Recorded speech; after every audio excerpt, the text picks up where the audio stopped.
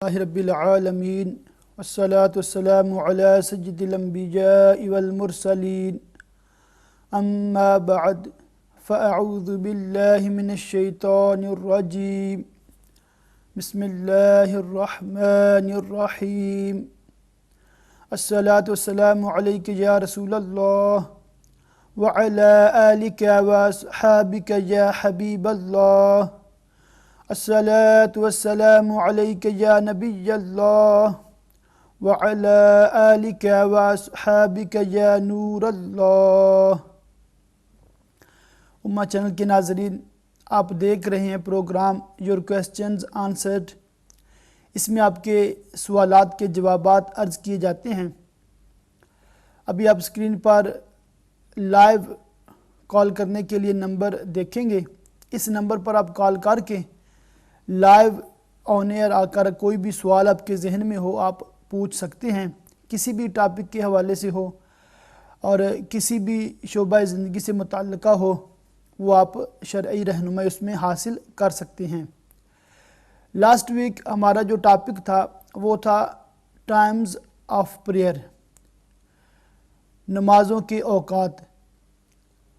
اس میں نے فجر کی نماز کے حوالے سے عرض کیا تھا کہ اس کا وقت جو ہے وہ صبح صادق سے لے کر، یعنی جس وقت سحری ختم ہوتی ہے اس وقت سے لے کر سن رائز، سورج طلوع ہونے تک ہوتا ہے، اور اس کے درمیان میں کسی بھی وقت اگر فجر کی نماز ادا کر لی جائے تو وہ ادا ہی ہے، قضا نہیں ہے، اور اس دوران میں کوئی بھی وقت مکروہ نہیں ہے۔ یہ بات میں دوبارہ عرض کر دوں کہ مردوں کے لیے نماز با جماعت ادا کرنا یہ بہت ضروری امر ہے، اور اس کی احادیث مبارکہ میں بہت ترغیب ہے، اور جو لوگ بغیر مجبوری کے، بغیر شرعی عذر کے نماز با جماعت ترک کرتے ہیں ان کے لیے احادیث مبارکہ میں بڑی وعیدیں بھی آئی ہیں۔ اور جو بہنیں ہیں ان کے لیے مسئلہ یہ ہے کہ وہ مستحب وقت ان کے لیے یہ ہے کہ وہ نماز فجر کی جب جماعت ہو جائے مسجد میں تو اس کے بعد وہ اپنے گھروں میں نماز فجر ادا کریں، اور باقی نمازیں جو ہیں نماز فجر کے بارے میں یہ عرض کیا تھا کہ اس کا یہ مسئلہ ہے کہ نماز فجر کی جماعت ہونے سے پہلے گھروں میں بہنیں جو ہیں وہ نماز ادا کریں تو ان کے لیے مستحب ہے، اور مسجد میں جو ظہر، عصر، مغرب اور عشاء کی جو جماعت ہوتی ہے مردوں کی، اس کے بعد باقی 4 نمازیں اگر ادا کریں گی تو ان کے لیے مستحب ہے۔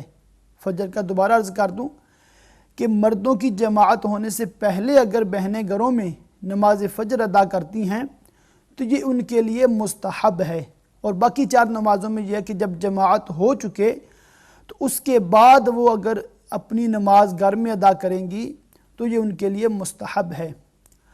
اور ویسے بھی خواتین کے لیے گھروں میں جو نماز پڑھنا اور گھر میں بھی ایسی جگہ نماز پڑھنا جہاں پر پردے کا مکمل انتظام ہو اور گویا کہ خلوت نشینی کی کیفیت ہو تاکہ وہ یکسوئی کے ساتھ گھر میں نماز ادا کر سکیں۔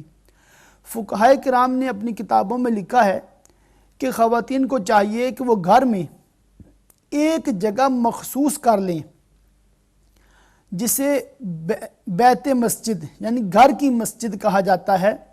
ایسی جگہ ہو جہاں پر جائے نماز وغیرہ ہوں، اور جگہ وہ مخصوص ہو، وہاں پر بچے وغیرہ بھی نہ کھیلیں، اور ایسی کوئی مسئلہ نہ ہو کہ بعض اوقات بچے جو ہے وہ پیشاب وغیرہ کر دیتے ہیں تو جگہ ناپاک ہو جاتی ہے۔ تو گھر میں ایک ایسی جگہ مخصوص ہو جسے ہر وقت پاک رکھا جائے، صاف رکھا جائے، اور جب بھی نماز پڑھنی ہو تو وہاں پر ادا کی جائے۔ اور جب رمضان شریف میں اعتکاف کی سعادت اگر خواتین حاصل کرنا چاہیں تو وہ بھی پھر اسی مسجد بیت میں، کوئی چھوٹا کمرہ ہو یا بڑے کمرے کی کوئی سائڈ پہ کوئی جگہ ہو، تو وہ جو ہے وہ اچھی ایک ترکیب ہو سکتی ہے، وہ کرنی بھی چاہیے۔ مگر جو میں نمازوں کے اوقات سے حوالے سے گفتگو کر رہا ہوں، میں یہ اویئرنیس دینا چاہتا ہوں کہ بعض لوگوں کو نمازوں کے اوقات کا شعور نہیں ہے اور وہ سمجھتے ہیں کہ جب مسجد میں اذان ہوگی تو نماز کا ٹائم شروع ہوگا، حالانکہ یہ بات صحیح نہیں ہے۔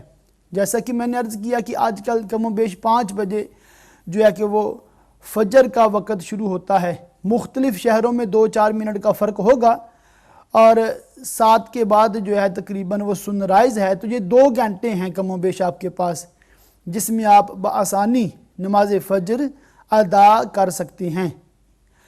اسی طرح جب سورج طلوع ہو جائے، سن رائز ہو جائے، تو سن رائز سے لے کر جو نیکسٹ 20 منٹس ہیں ان میں نماز پڑھنا مکروہ ہے، ان میں جو ہے نماز پڑھنا مکروہ ہے۔ پھر جب 20 منٹ گزر جائیں تو جب تک زوال کا ٹائم شروع نہ ہو تو یہ سارا وقت کراہت سے خالی ہے، اس میں آپ کوئی بھی نفلی عبادت کرنا چاہیں، نوافل پڑھنا چاہیں، اس میں کوئی ممانعت نہیں ہے، بلکہ اشراق اور چاشت کی جو نماز ہے اس کا وقت بھی اسی کے بعد 20 منٹ جب سورج طلوع ہونے کو گزر جائیں تو اشراق اور چاشت دونوں کا وقت شروع ہو جاتا ہے۔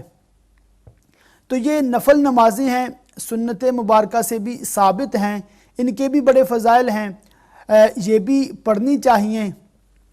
جب زوال کا ٹائم شروع ہو جائے، یہ شروع ہوتا ہے ظہر کے ٹائم شروع ہونے سے پہلے، آج کل کم و بیش 1 گھنٹہ ہے، تو یہ زوال کا پورا جو ٹائم 1 گھنٹہ ہے اس کو مکروہ وقت کہا جاتا ہے۔ اس میں پھر آپ نماز نہیں پڑھ سکتی، نہ اس میں آپ نفل پڑھ سکتی ہیں، نہ قضا نماز پڑھ سکتی ہیں۔ اب ظہر کا وقت شروع ہوا تو جیسا کہ 12:15 تقریباً ہمارے ان شہروں میں وقت شروع ہوتا ہے، تو 12:15 سے لے کر کم و بیش 2:45 بجے 2:30 بجے تک جو ہے وہ اس کا جو ٹائم رہتا ہے، ظہر کی نماز کا وقت جو 2:45 بجے تقریباً رہتا ہے، تو اس دوران میں کسی بھی وقت اگر نماز ادا کر لی جائے تو وہ ادا ہی ہے، وقت کی اندر ہی ہے، اور ظہر کا پورا وقت جو ہے وہ کراہت سے خالی ہے۔ مستحبات کی میں بات نہیں کر رہا، ویسے میں عرض کر رہا ہوں کہ اس میں نماز کسی بھی وقت اول آخر میں پڑھی جا سکتی ہے۔ اب جب عصر کا وقت شروع ہوا تو عصر سے لے کر ٹائم شروع ہونے سے لے کر سورج غروب ہونے کو جب 20 منٹ رہ جائیں، 20 ٹو سن سیٹ، یعنی کہ 20 منٹ رہ گئے ہیں سورج غروب ہونے کو، اب یہ آخری جو 20 منٹ ہیں یہ مکروہ وقت ہے۔ سورج غروب ہونے سے پہلے کے جو 20 منٹ ہیں یہ مکروہ وقت ہے، اس سے پہلے آپ نے عصر کی نماز مکمل کرنی ہے۔ مسئلے کے طور پہ عرض کر دوں، اگر کسی ایسی مجبوری کی وجہ سے، جیسے کوئی سویا ہوا تھا، اس کو آنکھ اس کی دیر سے کھلی، یا کوئی اور ایسی مجبوری تھی کہ نماز وقت پہ عصر کی ادا نہیں کر سکا، اور آج 20 منٹ رہ گئے ہیں یا 15 منٹ رہ گئے ہیں سورج غروب ہونے کو، تو حکم یہ ہے کہ اگرچہ یہ مکروہ وقت ہے مگر آج کی نماز عصر کا وقت ابھی باقی ہے، وہ آپ کو ادا ہی کرنی پڑے گی، ادا کرنی چاہیے، اور ضروری آپ پر ہے وہ نماز آپ ادا کریں گے تو وہ آپ کی نماز کاؤنٹ ہوگی، قضا نہیں ہوگی۔ قضا ہوگی جب سن سیٹ ہو جائے، جب سورج غروب ہو جائے گا، اس کے بعد جو اگر پڑھیں گے تو وہ آپ کی نماز قضا ہو جائے گی۔ اس سے پہلے اگر پڑھ لیتے ہیں، یا نماز آپ نے سورج غروب ہونے سے پہلے شروع کر لی ہے اور اس دوران میں سورج غروب ہو جاتا ہے، تو پھر بھی آپ کی نماز عصر جو آج کی ہے وہ ادا ہی ہے۔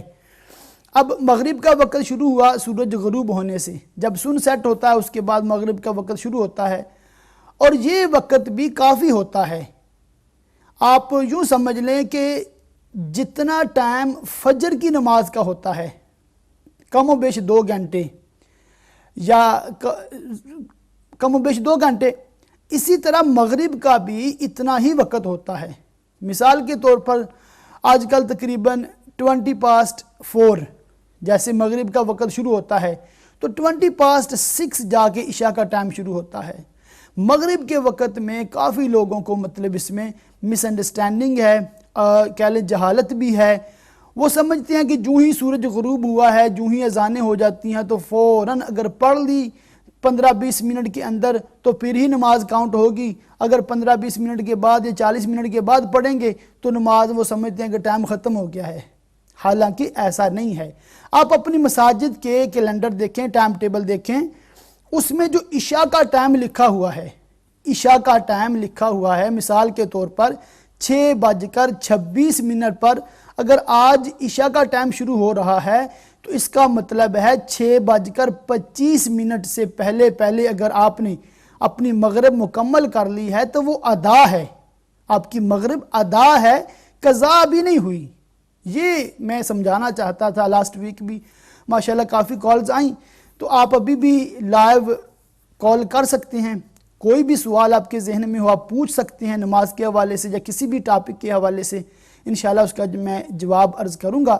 جب تک آپ کی کال موصول نہیں ہوتی گفتگو کا سلسلہ جاری رکھا جاتا ہے تاکہ ہم کچھ سیکھنے سکھانے کا کام جاری رہے، اور یہی امہ چینل کی کوشش ہے کہ امت مسلمہ کی شرعی رہنمائی کی جائے اور تمام لوگوں کو اسلام کا صحیح میسج دیا جائے، عبادات ہوں، معاملات ہوں، اخلاقیات ہوں، بزرگوں کے عرس ہوں اور دیگر جو ایام آتے ہیں، ہر موقع پر امہ چینل آپ کے لیے نئے نئے اور اچھے پروگرام لے کر آتا ہے۔ جیسا کہ محرم الحرام کے حوالے سے آپ نے دیکھا، پورا ہی ماہ محرم الحرام ماشاءاللہ لائیو پروگرامز امہ چینل پر چلتے رہے، مختلف علماء کرام نے مختلف انداز میں آ کر آپ کو محرم الحرام کے حوالے سے، خاندان اہل بیت کے حوالے سے، واقعہ کربلا کے حوالے سے اور دیگر انبیاء کرام، صحابہ کرام کے فضائل بیان کیے۔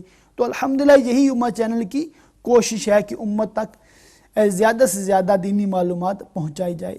تو میں عرض کر رہا تھا کہ مغرب کا وقت بھی کافی ہوتا ہے، کم و بیش جتنا فجر کی نماز کا ٹائم ہوتا ہے اتنا ہی مغرب کا بھی ہوتا ہے۔ کئی لوگ اس میں غلط فہمی کا شکار ہیں اور وہ سمجھتے ہیں کہ شاید مغرب کا وقت بہت تھوڑا ہوتا ہے، تو اس لیے آپ جو ہے وہ اطمینان رکھیں اور اپنے ٹائم ٹیبل جو ہے وہ یا اپنے موبائل میں نمازوں کے اوقات کی جیسے اپلیکیشن مل جاتی ہیں تو اسے آپ چیک کر سکتے ہیں۔ جب تک عشاء کا ٹائم شروع نہ ہو آپ کی مغرب ادا ہی ہے، بھی قضا نہیں ہوئی۔ ہاں افضل مغرب میں یہی ہے کہ وقت جب شروع ہو جائے تو اس وقت ادا کی جائے۔ تو میں دوبارہ عرض کر دوں، مردوں کے لیے تو حکم ہے کہ جماعت کے ساتھ پڑھیں، تو جب مسجد میں جماعت ہو وہ اپنا ٹائم نوٹ کیے ہوں، اپنے محلے کی مسجد میں جا کر ادا کرنی چاہیے۔ اب عشاء کا وقت جیسے میں نے عرض کیا کہ آج کل تقریباً 6:26 پر شروع ہوتا ہے، تو اب دیکھیں کہ عشاء کا وقت کتنا لمبا ٹائم ہے۔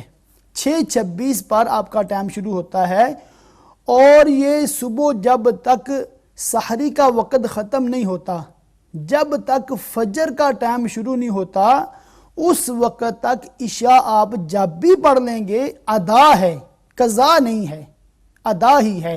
ہاں عشاء میں یہ ہے کہ آدھی رات سے پہلے پہلے پڑھ لینا مستحب ہے، اس کے بعد کراہت ہے، وہ کراہت بھی تنزیہی ہے، وہ تحریمی نہیں ہے۔ میں عرض یہ کر رہا ہوں کہ عشاء کا وقت بھی کافی ہوتا ہے۔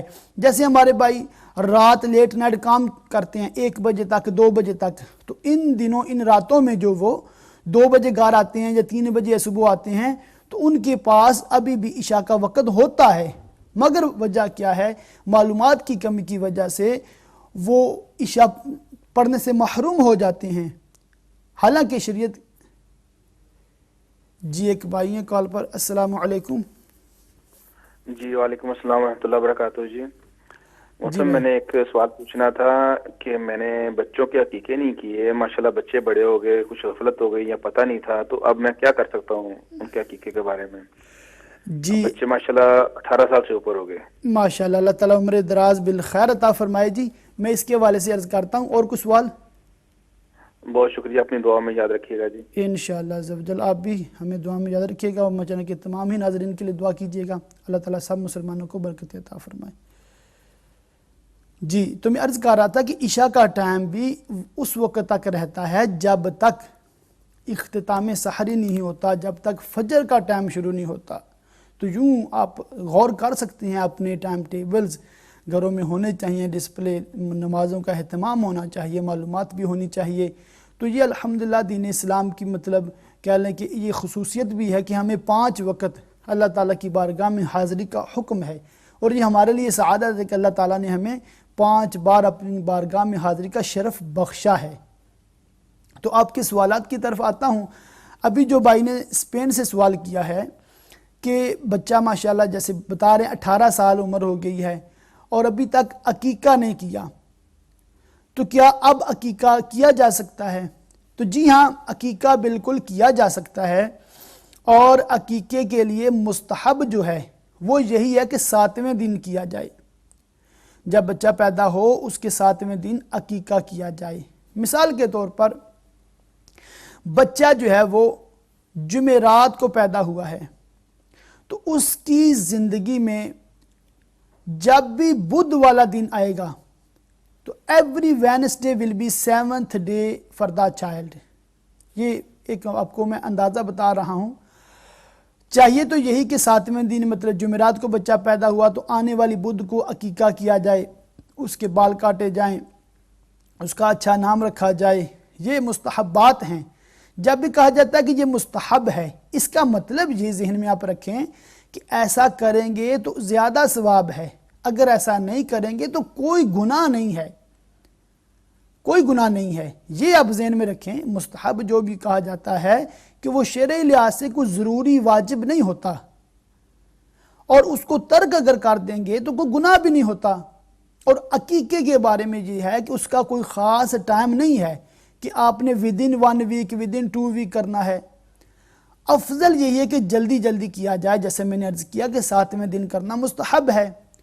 اور اب مسئلہ یہ ہے کہ وہ دن گزر گیا، جیسے بھائی نے کال کی ہے، تو اب وہ غور کر لیں کہ ان کا بیٹا یا بیٹی کس دن پیدا ہوا، اس دن سے ایک دن جو پہلے ہے وہ اس کا 7واں دن بنتا ہے۔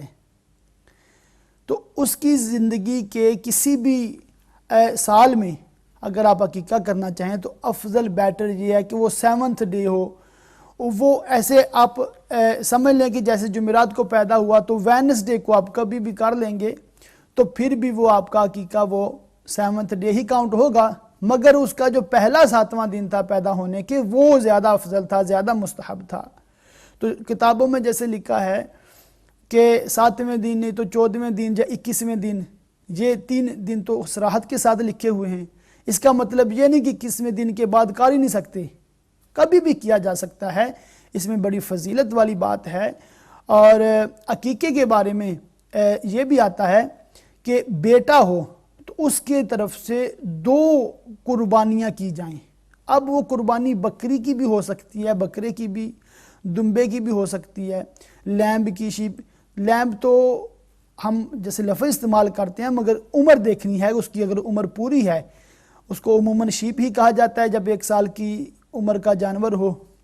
تو وہ آپ قربانی کی جو شرائط ہیں جانور میں پائی جانی چاہیے، لڑکے کی طرف سے 2 قربانیاں کریں گے اور لڑکی کی طرف سے 1 قربانی کرنا یہ مستحب ہے۔ اگر آپ نے ایسا کیا کہ لڑکی کی طرف سے 2 کر دیں اور لڑکے کی طرف سے 1 کی تو اس میں بھی حرج نہیں ہے، یا آپ نے 1 قربانی کیا تو اس میں بھی کوئی پرابلم نہیں ہے۔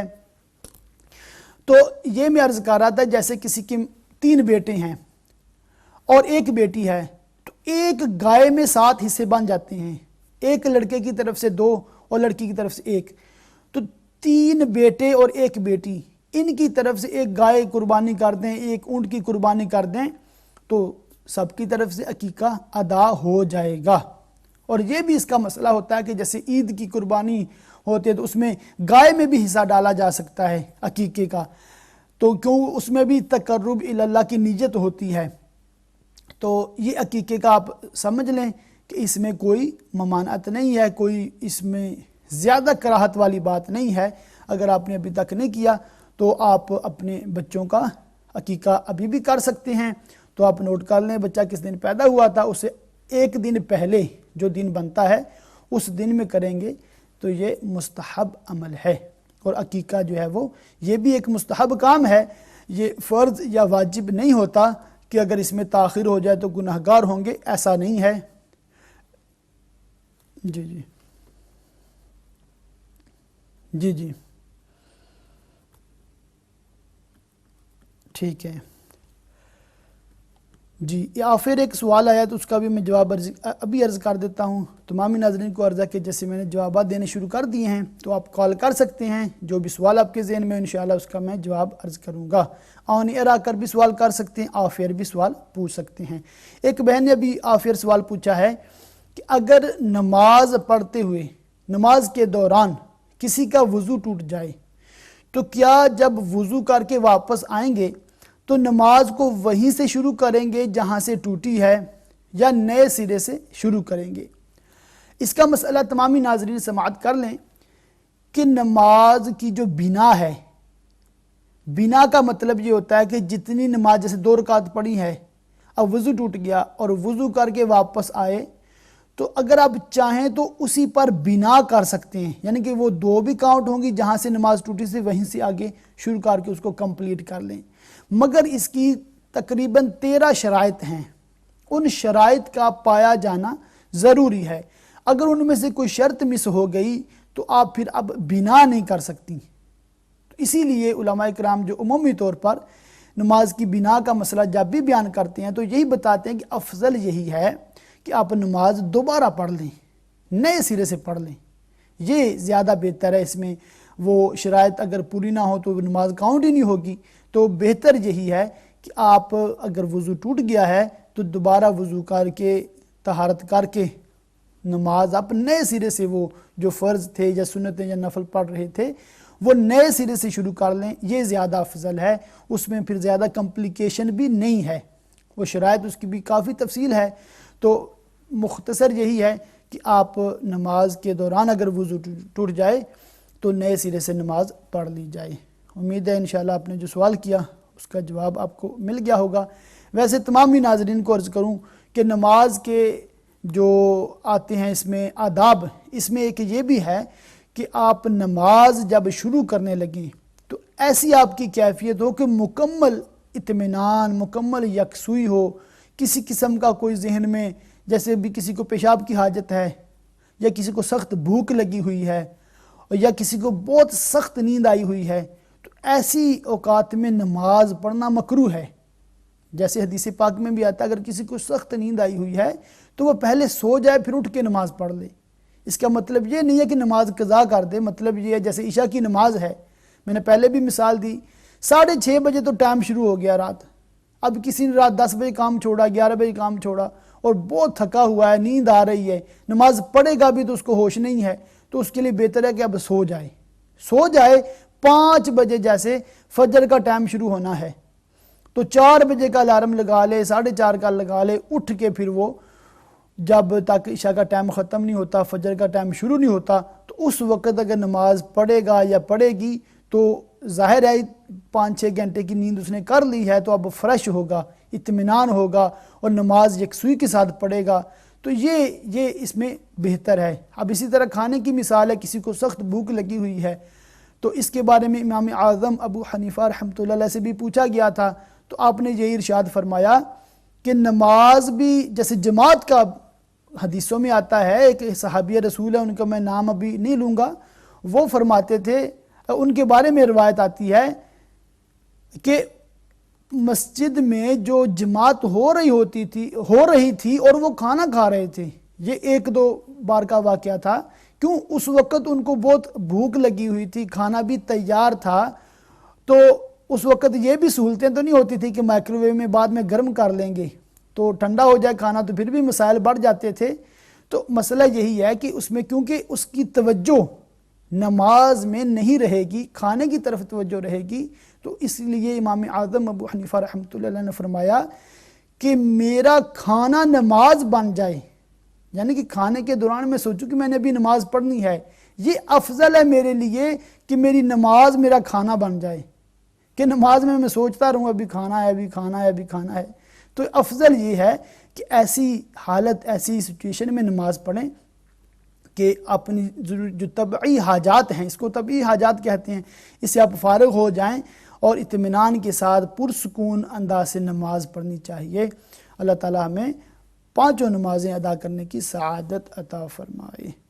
تو نمازوں کے بارے سے حوالے سے گفتگو جاری ہے، تو میں عرض کر رہا تھا کہ نمازوں کے اوقات، ٹائمز آف دا پریئرز، یہ جاننا بہت ضروری ہے۔ اس کا اگر علم نہیں ہوگا تو ظاہر سی بات ہے اگر آپ نماز پڑھتے بھی ہیں تو ہو سکتا ہے کہ آپ کی نماز قضا ہو گئی ہو اور آپ کو پتہ ہی نہیں ہے کہ ٹائم گزر گیا ہے اور میں اب پڑھ رہا ہوں۔ جیسا کہ بعض لوگ ٹائم سے پہلے بھی پڑھ لیتے ہیں۔ اب فجر کے حوالے سے بعض لوگوں کا خیال ہے کہ جیسے آدھی رات گزری ہے تو فجر کا ٹائم شروع ہو جاتا ہے، وہ سمجھتے ہیں کہ رات کو کسی بھی پہر اٹھے ہیں تو وہ فجر کا ہی ٹائم ہے۔ تو یہ بھی نظریہ جو ہے وہ غلط ہے، حالانکہ اس وقت تو تہجد کا ٹائم ہوتا ہے۔ بعض اوقات جیسے میں نے عرض کیا کہ آج کل 5 بجے جو فجر شروع ہو رہی ہے تو اس سے پہلے کا ٹائم جو تہجد کا ٹائم ہے۔ یہ میں کہنا بھول گیا ہوں پہلے کہ تہجد کا ٹائم کب ہوتا ہے، یہ آپ نوٹ فرما لیں۔ اوابین کا بھی میں نے ابھی عرض کرنا تھا، وہ بھی مس ہو گیا ہے۔ پہلے اوابین کا سن لیں۔ اشراق اور چاشت کا تو میں نے عرض کر دیا کہ سورج طلوع ہونے کو جب 20 منٹ گزر جائیں اور زوال سے پہلے یہ دونوں نمازیں کسی بھی وقت پڑھی جا سکتی ہیں۔ اشراق پہلے پڑھیں، چاشت بعد میں پڑھیں، اور ان کی 2 رکعتیں بھی پڑھ لیں تو پھر بھی سنت ادا ہو جائے گی، مگر افضل یہ ہے کہ چاشت کی جیسے 12 رکعات پڑھنا ثابت ہے تو وہ آپ 12 رکعتیں پڑھیں، تو اشراق کی 2 رکعتیں پڑھیں۔ اسی طرح جب مغرب کا آپ نماز پڑھتے ہیں، میں عرض کر رہا تھا کہ نمازوں کے جو اوقات ہیں، مختلف نمازوں کے اوقات، وہ میں اس کے حوالے سے انفارمیشن آپ کو دے رہا تھا، اور میں نے 5 جو نمازیں ہیں، فجر، ظہر، عصر، مغرب اور عشاء، ان کے جو اوقات ہیں کہ اس کا وقت کب شروع ہوتا ہے کب ختم ہوتا ہے، اور ان کے مستحب اوقات کون سے ہیں اور مکروہ اوقات کون سے ہیں، اس کے حوالے سے میں نے چند باتیں عرض کی ہیں۔ مزید اس کے حوالے سے گفتگو کا بھی سلسلہ جاری ہے۔ ٹیلی فون جو لائن ہے لائیو کال کے لیے وہ بھی ڈسپلے کی جا رہی ہے اسکرین پر، اس پر آپ اگر لائیو کال کریں گے تو پہلے آپ کی کال اسٹوڈیو میں آنسر کی جائے گی، تو اگر آپ آن ایئر آ کر سوال پوچھنا چاہیں تو آن ایئر آ کر سوال پوچھ سکتے ہیں۔ اگر آپ آف ایئر یعنی کہ ٹی وی پر نہیں آنا چاہتے آپ کی آواز، تو آپ اسٹوڈیو میں اپنا سوال جو ہے وہ لکھوا سکتے ہیں، تو وہاں سے بھائی جو ہے کنٹرول روم سے مجھے آپ کا سوال پہنچا دیں گے، تو انشاءاللہ میں آپ کے سوال کا جواب عرض کروں گا۔ تو اگر آپ کال نہیں کر سکتے یا کال نہیں کرنا چاہتے اور ٹیکسٹ میسج کے ذریعے سوال پوچھنا چاہتے ہیں، تو ٹیکسٹ میسج کرنے کے لیے بھی جو نمبر ہے وہ اسکرین پر ڈسپلے ہے۔ یہ بھی امہ چینل کی طرف سے آپ کو فیسلٹی ہے کہ if you want to ask a question by text message you can do so، وہ بھی اس کو بھی ہم اپریشیٹ کریں گے۔ تو جی ایک اور کالر ہے ہمارے ساتھ۔ السلام علیکم۔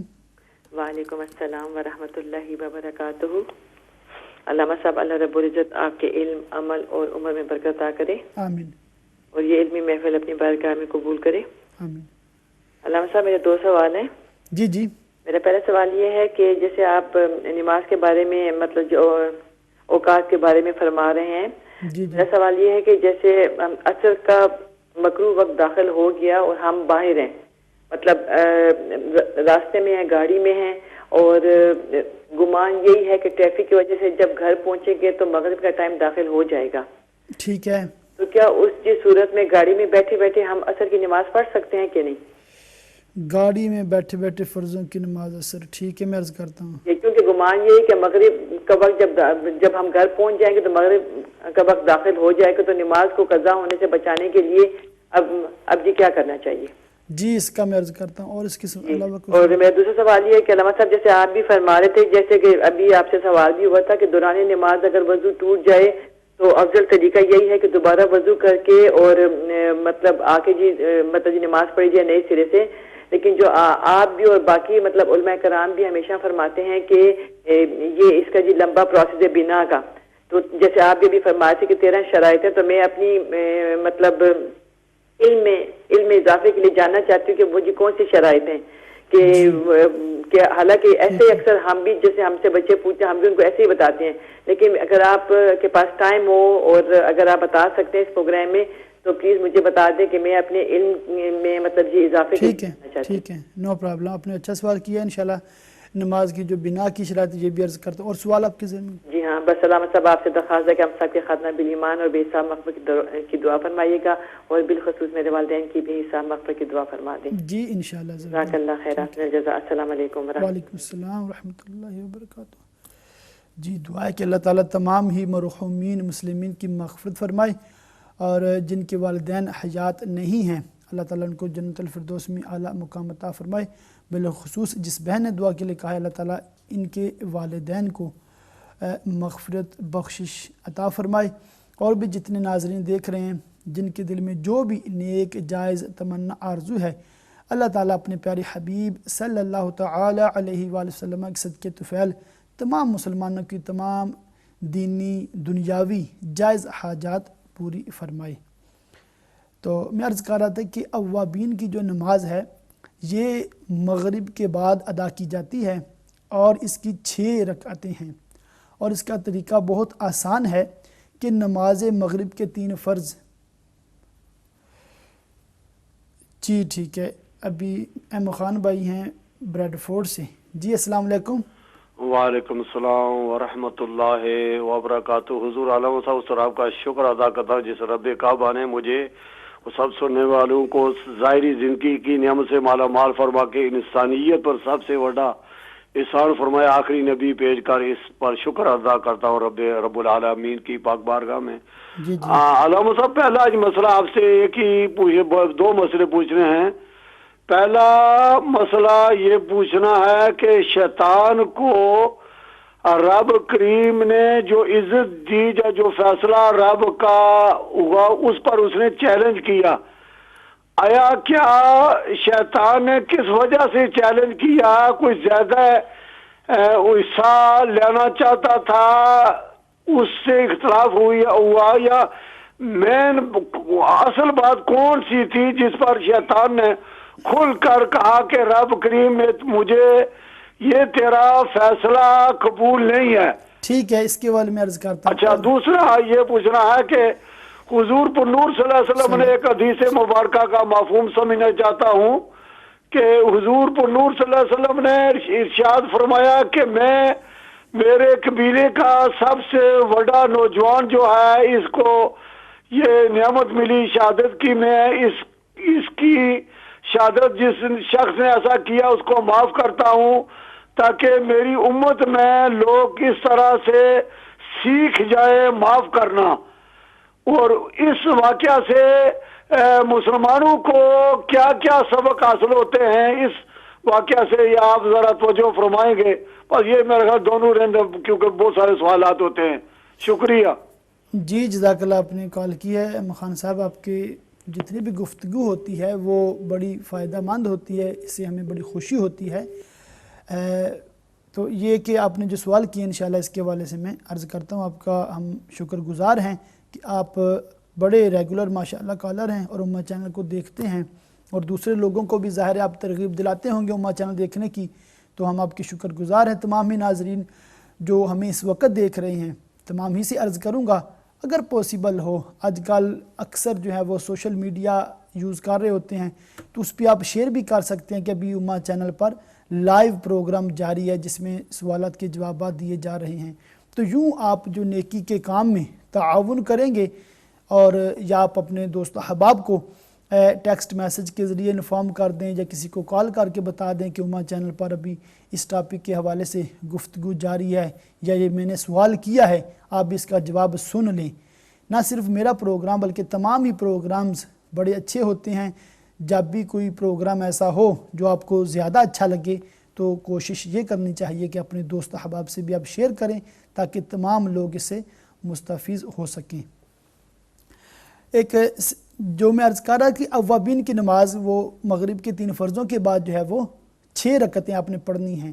وہ اس طرح آسانی ہے کہ مغرب کے بعد آپ جیسے 2 سنتیں ویسے ہی پڑھتے ہیں، اس کے بعد 2 نفل آپ پڑھتے ہیں.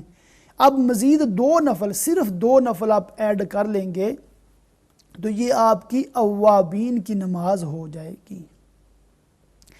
یہ 2 سنتیں پڑھیں گی، پھر 2 نفل، اور پھر مزید 2 نفل اوابین کی نیت سے۔ اوابین کہتے ہیں توبہ کرنے والوں کی نماز۔ تو نارمل جو صورتیں آپ پڑھتے ہیں وہی پڑھیں گی، جو اس کا کوئی مختلف اس میں صورتیں نہیں ہیں۔ تو یہ آپ کی اوابین کی نماز ہے۔ اور تہجد کی جو نماز ہے اس کے حوالے سے بھی کافی مس انڈرسٹینڈنگ پائی جاتی ہے۔ اصل مسئلہ یہ ہے کہ اگر کوئی عشاء کی نماز پڑھنے کے بعد ساری رات جاگتا رہا، ایک لمحے کے لیے بھی اس کی آنکھ نہیں لگی، اور اب فجر کا ٹائم شروع ہو گیا، تو چونکہ یہ جاگتا رہا ہے اس لیے یہ تہجد کی نماز نہیں پڑھ سکتا۔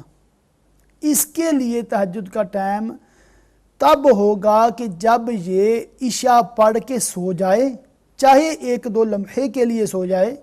سونے کے بعد اب جب جاگے گا، سحری کا ٹائم ختم ہونے سے پہلے اگر جاگ گیا، فجر کا ٹائم شروع ہونے سے پہلے اگر جاگ گیا، تو اب یہ تہجد کا وقت ہے اس کے حق میں۔ اور تہجد کی جو کم از کم 2 رکعتیں بھی پڑھی جا سکتی ہیں، 8 رکعتیں پڑھیں تو زیادہ فضیلت والی بات ہے۔ تو اس میں بھی کوئی مخصوص صورتیں نہیں ہیں، مگر بعض حدیث مبارکہ میں آئی ہیں روایات، تو وہ پڑھنا چاہیں تو زیادہ افضل ہے۔ مگر کوئی بھی صورت آپ پڑھ لیں تو وہ آپ کی تہجد کی نماز کاؤنٹ ہوگی، اس کے بھی بڑے فضائل ہیں۔ میں بات کر رہا ہوں ان کے اوقات کے حوالے سے۔ تو آپ نے آج سیکھ لیا کہ 5 نمازوں کے اوقات کیا ہیں، اشراق چاشت کا وقت کب ہے، نماز اوابین کا ٹائم کب ہے، نماز تہجد کا ٹائم کب ہے، اور ایک ہے صلاۃ الحاجت۔ اب اگر کسی کو کوئی پریشانی ہے، کوئی مجبوری ہے، کوئی پرابلم ہے، تو وہ 2 رکعت نماز پڑھے، اس کے بعد اللہ تعالیٰ کے حضور دعا کرے، اپنی جو عرض ہے وہ اللہ پاک کی بارگاہ میں پیش کرے اور دعا کرے، تو انشاءاللہ اس کی حاجت پوری ہوگی، اس کی جو مراد ہے وہ پوری ہوگی۔ اسی طرح جو ہے وہ استخارے کی نماز، کیا لگے 2 رکعت آپ پڑھ کے اس کے بعد دعا استخارہ کر کے سو جائیں، تو وہ آپ کر سکتے ہیں۔ اس میں بھی اس کے بھی مطلب بڑے فضائل ہیں، اس کی بڑی ترغیب ہے۔ اور جب کوئی نیا کام شروع کرنا چاہیں تو استخارے کی حدیث مبارکہ میں بڑی مطلب اس میں ترغیب ہے، تو یہ آپ کر سکتے ہیں۔ ابھی بہن نے جو برمنگم سے کال کیا ہے، انہوں نے 2 سوال پوچھے ہیں، اور ان کے جو سوالات ہیں یہ تھوڑے سے مطلب تفصیلی ہیں۔ تمامی ناظرین اگر توجہ کے ساتھ ان کے جو جوابات ہیں وہ سنیں گے تو انشاءاللہ عز و جل تمام ہی لوگوں کو فائدہ ہوگا۔ انہوں نے پوچھا ہے کہ چلتی گاڑی میں جیسے ٹریفک میں سٹرک ہو جاتے ہیں، تو کیا اس میں اگر عصر کی نماز قضا ہو رہی ہے یا کوئی بھی نماز قضا ہو رہی ہے تو کیا چلتی گاڑی میں نماز پڑھ سکتے ہیں کہ نہیں پڑھ سکتے؟ اصل مسئلہ یہی ہے کہ جو نماز ہے وہ زمین پر ادا کی جائے، اور اگر گاڑی جیسے ٹرین وغیرہ ہے، بڑی گاڑی ہے جس میں آپ کھڑے ہو کر نماز پڑھ سکتے ہیں، یا شپ ہے وہ کھڑا ہے، تو ایسی مطلب سچویشن میں اگر گاڑی کھڑی ہے تو گویا آپ زمین پر ہی ہیں، کوئی اس میں پرابلم نہیں ہے۔ استقرار علی الارض وہ کہا جاتا ہے، زمین پر اگر آپ نماز پڑھیں گے تو یہی اس کا افضل بہتر طریقہ ہے۔ مگر جو گاڑی میں نماز پڑھنے کو احکام ہے وہ میں ابھی عرض کر دیتا ہوں، تمامی ناظرین اگر توجہ سے سنیں گے تو انشاءاللہ آپ کو نہ صرف فرض نمازوں کے حوالے سے بلکہ نفل نمازوں کے حوالے سے بھی معلومات ملے گی کہ کس طرح نماز چلتی گاڑی میں پڑھی جا سکتی ہے۔ پہلا مسئلہ یہ ہے کہ بیرون شہر سے باہر جب آپ اپنے شہر کی باؤنڈری سے نکل جائیں، سواری پر یعنی کار، بس، ویگن وغیرہ میں نفل پڑھ سکتا ہے۔ اس صورت میں قبلے کی طرف منہ ہونا شرط نہیں ہے، جس طرف گاڑی جا رہی ہے اسی طرف منہ کر کے نماز پڑھیں گے۔ اور اس میں یہ حکم ہے کہ جس طرف گاڑی جا رہی ہے اگر اس طرف آپ نے منہ نہیں کیا، دوسری طرف منہ ہے تو نماز نہیں ہوگی۔ جیسے بعض گاڑیوں میں جیسے آمنے سامنے سیٹ ہوتی، بسوں میں ہوتا ہے کہ آمنے سامنے سیٹیں ہوتی ہیں، تو اس میں طریقہ یہ ہے کہ جس طرف گاڑی جا رہی ہو آپ کا فیس بھی اس طرف ہو تو آپ نفل پڑھ سکتے ہیں۔ اور شروع کرتے وقت بھی قبلہ کی طرف منہ ہونا شرط نہیں ہے۔ اگر گاڑی ہی قبلے کی طرف جا رہی ہے، اس ڈائریکشن کو جا رہی ہے، تو یہ افضل والی بات ہے، مگر ضروری آپ کے لیے نہیں ہے استقبال قبلہ۔ یہ نفلوں کی بات میں کر رہا ہوں، بلکہ سواری جا رہی ہے اسی طرف منہ ہو اور رکوع و سجود اشارہ سے کرے۔ اب ظاہر بیٹھے بیٹھے رکوع تو جھکا جا سکتا ہے مگر سجدہ تو نہیں کیا جا سکتا، تو اس کے لیے یہ ہے کہ اشارے سے نماز پڑھیں۔ مطلب کہ جیسے بھی رکوع کا وقت ہے تو گھٹنوں پہ ہاتھ رکھ کے تھوڑا سا جھک جائے، اور اب رکوع کی تسبیح پڑھ کے پھر تھوڑا اوپر آ جائے۔ اب سجدے کا جو اشارہ ہے اس کے لیے رکوع کی نسبت زیادہ جھکنا ہے، یہ بس شرط ہے۔ اب رکوع کے لیے جب جھکے تھے آپ اس قدر، واپس گئے آپ تو سجدے میں تھوڑا زیادہ جھک جائیں، یہ بس اس میں کنڈیشن ہے جب بھی اشارے سے نماز پڑھیں۔ اگر کوئی مریض ہو جاتا ہے، وہ چیئر پر بیٹھ کر یا لیٹے لیٹے نماز پڑھتا ہے، یا کوئی بہن پڑھتی ہیں، تو اس کے لیے بھی یہی حکم ہے۔ جو اشارے سے نماز پڑھنے کا حکم ہے وہ یہ کہ اس میں سر کے ساتھ اشارہ کرنا ہے، سر کو تھوڑا آگے کریں گے، پھر پیچھے لے جائیں، پھر اس سے زیادہ جھکیں گے تو بس یہ آپ کا سجدہ ادا ہو گیا۔ تو بعض لوگ کیا کرتے ہیں کہ جیسے مریض ہوتے ہیں تو وہ جو تکیہ وغیرہ یا کشن یا کوئی ایسا لکڑی کی وہ پھٹی وغیرہ تختی وہ منہ پہ لگا کے ایسے نماز پڑھتی ہیں، پھر رکھ دیتی ہیں، پھر کشن لگا کے ایسے رکھ دیتی ہیں، گویا کہ سجدہ کر رہی ہیں، تو یہ بالکل مکروہ عمل ہے، مکروہ کام ہے۔ بلکہ اگر آپ لیٹے ہوئے ہیں اور آپ نے رکوع کے لیے تو تھوڑا جھکے ہیں مگر سجدے کے لیے جھکے نہیں، بلکہ وہی آپ نے لکڑی کا پیس وغیرہ اپنے ماتھے پہ لگا لیا اور واپس رکھ دیا، تو نماز آپ کی ہوگی ہی نہیں۔ حکم یہ ہے کہ سر کے اشارے سے نماز پڑھی جائے، اس کے کوئی تکیہ وغیرہ چہرے پہ چیز نہ لگائی جائے۔ رکوع کے لیے تھوڑا جھکے، واپس گئے، سجدے کے لیے تھوڑا زیادہ جھک گئے، بس یہ آپ کے لیے اشارہ کافی ہے۔ جی رادرم سے ایک کالر ہمارے ساتھ ہیں۔ السلام علیکم۔ وعلیکم السلام ورحمۃ اللہ وبرکاتہ۔ مولانا صاحب، آپ نماز کے بارے میں بہت اچھا بتا رہے ہیں۔ جی جی، آپ فرما رہے ہیں کہ چلتی گاڑی میں جس طرف منہ ہو اسی طرف آپ نماز پڑھ سکتے ہیں، لیکن اگر گاڑی بس جو کچھ بھی ہے اس میں وہ کھڑی ہے کہیں پر، ٹھیک ہے، اور آپ باہر بھی نہیں نکل سکتی، باہر ایسی کوئی معقول جگہ بھی نہیں ہے کیونکہ راستہ ہے بہت عجیب طرح سا، تو کیا جو گاڑی کھڑی ہے اس میں بھی آپ اسی طرف منہ کر کے نماز پڑھ سکتی ہیں جس طرف آپ جا رہی ہیں، یا کہ اس کے لیے پھر قبلہ کا تعین کرنا ضروری ہے؟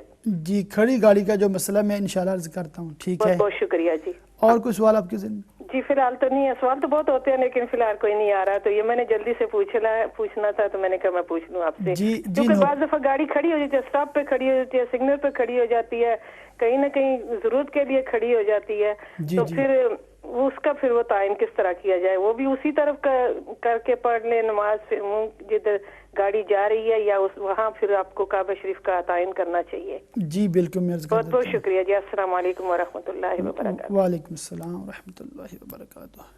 جی ماشاءاللہ بہت اچھا سوال کیا ہے، اسی ٹاپک کے ریلیٹڈ ہے جو میں گفتگو کر رہا ہوں، تو اب یکسوئی مکمل انشاءاللہ جب گفتگو مکمل ہو جائے گی تو امید ہے کئی سوالات جو آپ کے ذہن میں وہ ویسے ہی آنسر ہو جائیں گے، جو رہ گئے ہیں جیسے سسٹر کا بھی سوال ہے انشاءاللہ میں اس کے حوالے سے اسپیشل وہ گفتگو انشاءاللہ پیش کروں گا۔ تو مسئلہ یہ میں عرض کر رہا تھا کہ رکوع اور سجدہ وہ سیٹ پر بیٹھے بیٹھے اشارے کے ساتھ وہ کریں گے، اور سجدہ کا اشارہ رکوع کی نسبت وہ زیادہ پست ہو، زیادہ جھکا ہوا ہو۔ چلتی ٹرین وغیرہ ایسی سواری جس میں جگہ مل سکتی ہے، اس میں قبلہ رخ ہو کر قاعدے کے مطابق نوافل پڑھنے ہوں گے۔ یہ مسئلہ آپ دیکھ لیں کہ جیسے ٹرین ہے اور ٹرین میں کافی جگہ ہوتی ہے، کھڑے ہو سکتے ہیں، تو اس میں حکم یہ ہے اگر آپ کھڑے ہو سکتے ہیں، اتنی بڑی گاڑی ہے اور اس میں جگہ ہے، تو اس میں یہ ہے کہ جو نوافل آپ پڑھیں گے تو قبلہ رخ ہو کر پڑھیں گے۔ جو گاڑی ٹرن ہوتی رہے گی تو آپ بھی اس میں ٹرن ہوتے رہیں گے، اپنا چہرہ قبلے کی طرف ہی رکھیں گے۔ تو یہ مسئلہ بھی جیسے ابھی سوال بھی کیا گیا ہے، تو مسئلہ یہ سن لیں کہ بیرون شہر سواری پر نماز شروع کی تھی۔ یہ بھی ذہن میں رکھیں کہ شہر کے اندر، اپنے شہر کے اندر آپ جب جس شہر میں رہتے ہیں اس پر شہر کے اندر گاڑی میں نماز نہیں پڑھ سکتے نفل۔ جب شہر سے باہر نکل جائیں گے تو تب، یا شہر کی طرف آ رہے ہیں ابھی شہر میں داخل نہیں ہوئے، تو اس وقت گاڑی میں بیٹھے بیٹھے نفل پڑھ سکتے ہیں، صرف جو ہے وہ نفل نماز پڑھی جا سکتی ہے۔ اور اب مسئلہ یہ ہے کہ ابھی شہر کے باہر نماز شروع کی تھی۔ جی ایک اور کالر ہے پریسٹن سے۔ السلام علیکم۔ وعلیکم السلام۔ جی سوال کریں۔ سوال کرنا ہے کہ آپ نے ابھی وہ فرمایا کہ وہ مغرب کی نماز کے بعد 2 رکعت نفل پڑھیں ابابین کے، تو وہ بھی نفل ہو جائیں گے جیسے؟ جی جی ابابین کے نفل کا وہ ثواب مل جائے گا اگر 2 رکعت نفل نیت کر کے پڑھیں گے تو؟ جی بالکل، اگر آپ نے فرضوں کے بعد 2 سنتیں پڑھ لی ہیں اور 2 نفل جو مغرب کے بعد ہوتے ہیں وہ بھی پڑھ لیے، اور اس کے بعد 2 نفل مزید پڑھیں گے تو 6 رکعتیں کیونکہ فرضوں کے بعد پوری ہو گئی ہیں تو آپ کو اوابین کا پورا ثواب ملے گا۔ 2 رکعت نماز نفل ابابین کی نیت سے پڑھیں گے تو؟ جی جی، نیت اس میں شرط نہیں ہے، جی بس ذہن آپ کے اندر ہے کہ آپ 2 رکعتیں ایکسٹرا اس لیے پڑھ رہی ہیں کہ تاکہ وہ مغرب کے بعد 6 رکعتیں پوری ہو جائیں، جی تو انشاءاللہ آپ کو وہ اوابین کا ثواب ملے گا۔ سنت کے بعد 2 رکعت نفل پڑھنے ہیں یا اس کے اور بھی نفل 2 پڑھنے ہیں؟ جی جی، سنت کے بعد جو 2 نفل ہیں نا مغرب کے، جی وہ تو پڑھنے ہیں، پہلے آپ نے پڑھنے ہیں، جی اس کے علاوہ مزید 2 پڑھنے ہیں۔ جی جی مہربانی، بہت بہت شکریہ۔ جی جی بہت بہت شکریہ۔ No problem. جی عرض کر رہا تھے کہ مغرب کے جو 3 فرض ہیں اس کے بعد آپ نے 6 رکعتیں پوری کرنی ہیں، 2 سنتیں جیسے ہم پڑھتے ہیں، 2 نفل ویسے ہی پڑھتے ہیں، تو یہ عرض کر رہا ہے مزید 2 نفل ایڈ کر لیں گے تو انشاءاللہ آپ کو جو نمازی اوابین کی فضیلت ہے، ایک روایت کے مطابق جو میرے ذہن میں بھی مفہوم آ رہا ہے کہ 12 سال کی عبادت کا ثواب ملتا ہے، تو اتنی بڑی سعادت کی بات ہے تو پڑھنی ہی چاہیے، اس فضیلت کو بھی مطلب ضائع نہیں کرنا چاہیے۔ تو میں عرض کر رہا تھا کہ جو گاڑی میں نماز ہم پڑھتے ہیں اس کے حوالے سے، تو اب مسئلہ یہ کہ شہر کے باہر نماز شروع کر لی تھی اور پڑھتے پڑھتے شہر میں داخل ہو گیا تو جب تک گھر نہ پہنچا سواری پر پوری کر سکتا ہے۔ چلتی گاڑی میں بلا عذر شرعی فرض، فجر کی سنتیں اور تمام واجبات جیسے وتر، نذر اور وہ نفل جس کو توڑ دیا تھا اس کی اب جو قضا پڑھ رہے ہیں، اور سجدہ تلاوت جبکہ آیت سجدہ زمین پر تلاوت کی ہو ادا نہیں کر سکتا، اور اگر عذر کی وجہ سے ہو تو ان سب میں شرط یہ ہے کہ اگر ممکن ہو تو قبلہ رو کھڑے ہو کر ادا کرے، ورنہ جیسے بھی ممکن ہو۔ تو میں عرض کر رہا تھا کہ جو گاڑی میں جیسے کار ہے یا ویگن ہے جس میں اتنی گنجائش نہیں ہوتی کہ کھڑے ہو کر نماز پڑھی جائے، تو اس گاڑی میں جیسے اونٹ پر سفر کر رہے ہیں مثال کے طور پر، تو اس میں بھی زیادہ کھڑے ہو کر نماز تو نہیں پڑھی جا سکتی، یا گھوڑے پر سفر ہے، تو ایسی صورتوں میں کیا حکم ہے؟ تو حکم یہ عرض کر رہا تھا کہ صرف جو نفل نماز ہے وہ اس میں پڑھی جا سکتی ہے، نفل کے علاوہ جو سنتیں ہیں، سنتیں فجر کی جو 2 سنتیں ہیں ان کے علاوہ جتنی بھی سنتیں ہیں، فجر کی 2 سنتوں کے علاوہ ظہر، عصر، مغرب، عشاء کی، چاہے وہ سنت مؤکدہ ہوں یا غیر مؤکدہ ہوں، فجر کی 2 سنتوں کے علاوہ باقی ساری سنتیں، سارے نفل جو ہے وہ چلتی کار میں، چلتی گاڑی میں پڑھے جا سکتے ہیں، وہ آپ کی ادا ہی ہوگی نماز، وہ قضا نہیں ہے۔ اس میں یہ بھی شرط ہے کہ آپ شہر کے اندر نہ ہوں، شہر کے اندر نہ ہوں بلکہ شہر کے باہر آپ کا سفر جاری ہو۔ تو اس سے اب یہ مسئلہ بھی آپ کے ذہن میں آ گیا ہوگا کہ چلتی گاڑی میں بلا عذر شرعی فرض، جو فرض ہوتے ہیں نمازوں میں، اور جو سنت فجر ہے، اور تمام واجبات جیسے وتر ہے یہ واجب ہوتا ہے، یا کسی نے منت مانی ہے کہ میرا فلاں کام ہو جائے تو میں 2 رکعت پڑھوں گی، 4 رکعت پڑھوں گی، تو یہ جو نظر مانی ہے، منت مانی ہے، یہ بھی نماز واجب ہوتی ہے، تو یہ بھی چلتی گاڑی میں بلا عذر شرعی نہیں پڑھ سکتے۔ اسی طرح وہ جو نفل ہے جو آپ پڑھ رہے تھے، آپ نے توڑ دی نماز کسی وجہ سے، تو اب ان کو اب ادا کریں گے، یہ بھی واجب ہو گیا کہ وہ نفل آپ پڑھیں، اب پہلے تو نفل ہی تھے، شروع کر لیے تو واجب ہو گئے، اب ان کو کمپلیٹ کرنا واجب ہے. اگر نماز ٹوٹ گئی یا وضو ٹوٹ گیا تو اب دوبارہ ان کو جو پڑھیں گے تو وہ آپ کے جو ہے وہ واجب ہیں, تو وہ بھی اب چلتی گاڑی میں نہیں پڑھ سکتی. اور اسی طرح مسئلہ ہے کہ سجدہ تلاوت, جیسے آپ نے آیت سجدہ پڑھی ہے, تلاوت کر رہے تھے گاڑی کے علاوہ گھر میں یا کسی جگہ پر, تو وہ آپ جو سجدہ تلاوت کریں گے وہ چلتی کار میں آپ اشارے سے نہیں کر سکتے. اس کا یہ مسئلہ آپ نے سماعت کیا ہے. تو یہ جو سسٹر نے ایک کال کی تھی, رادرم سے کال کی تھی, کہ وہ فرما رہی تھی کہ بعض اوقات کیا ہوتا ہے گاڑی کھڑی ہوتی ہے, تو کیا کھڑی گاڑی میں بھی نماز پڑھ سکتے ہیں کہ نہیں پڑھ سکتے.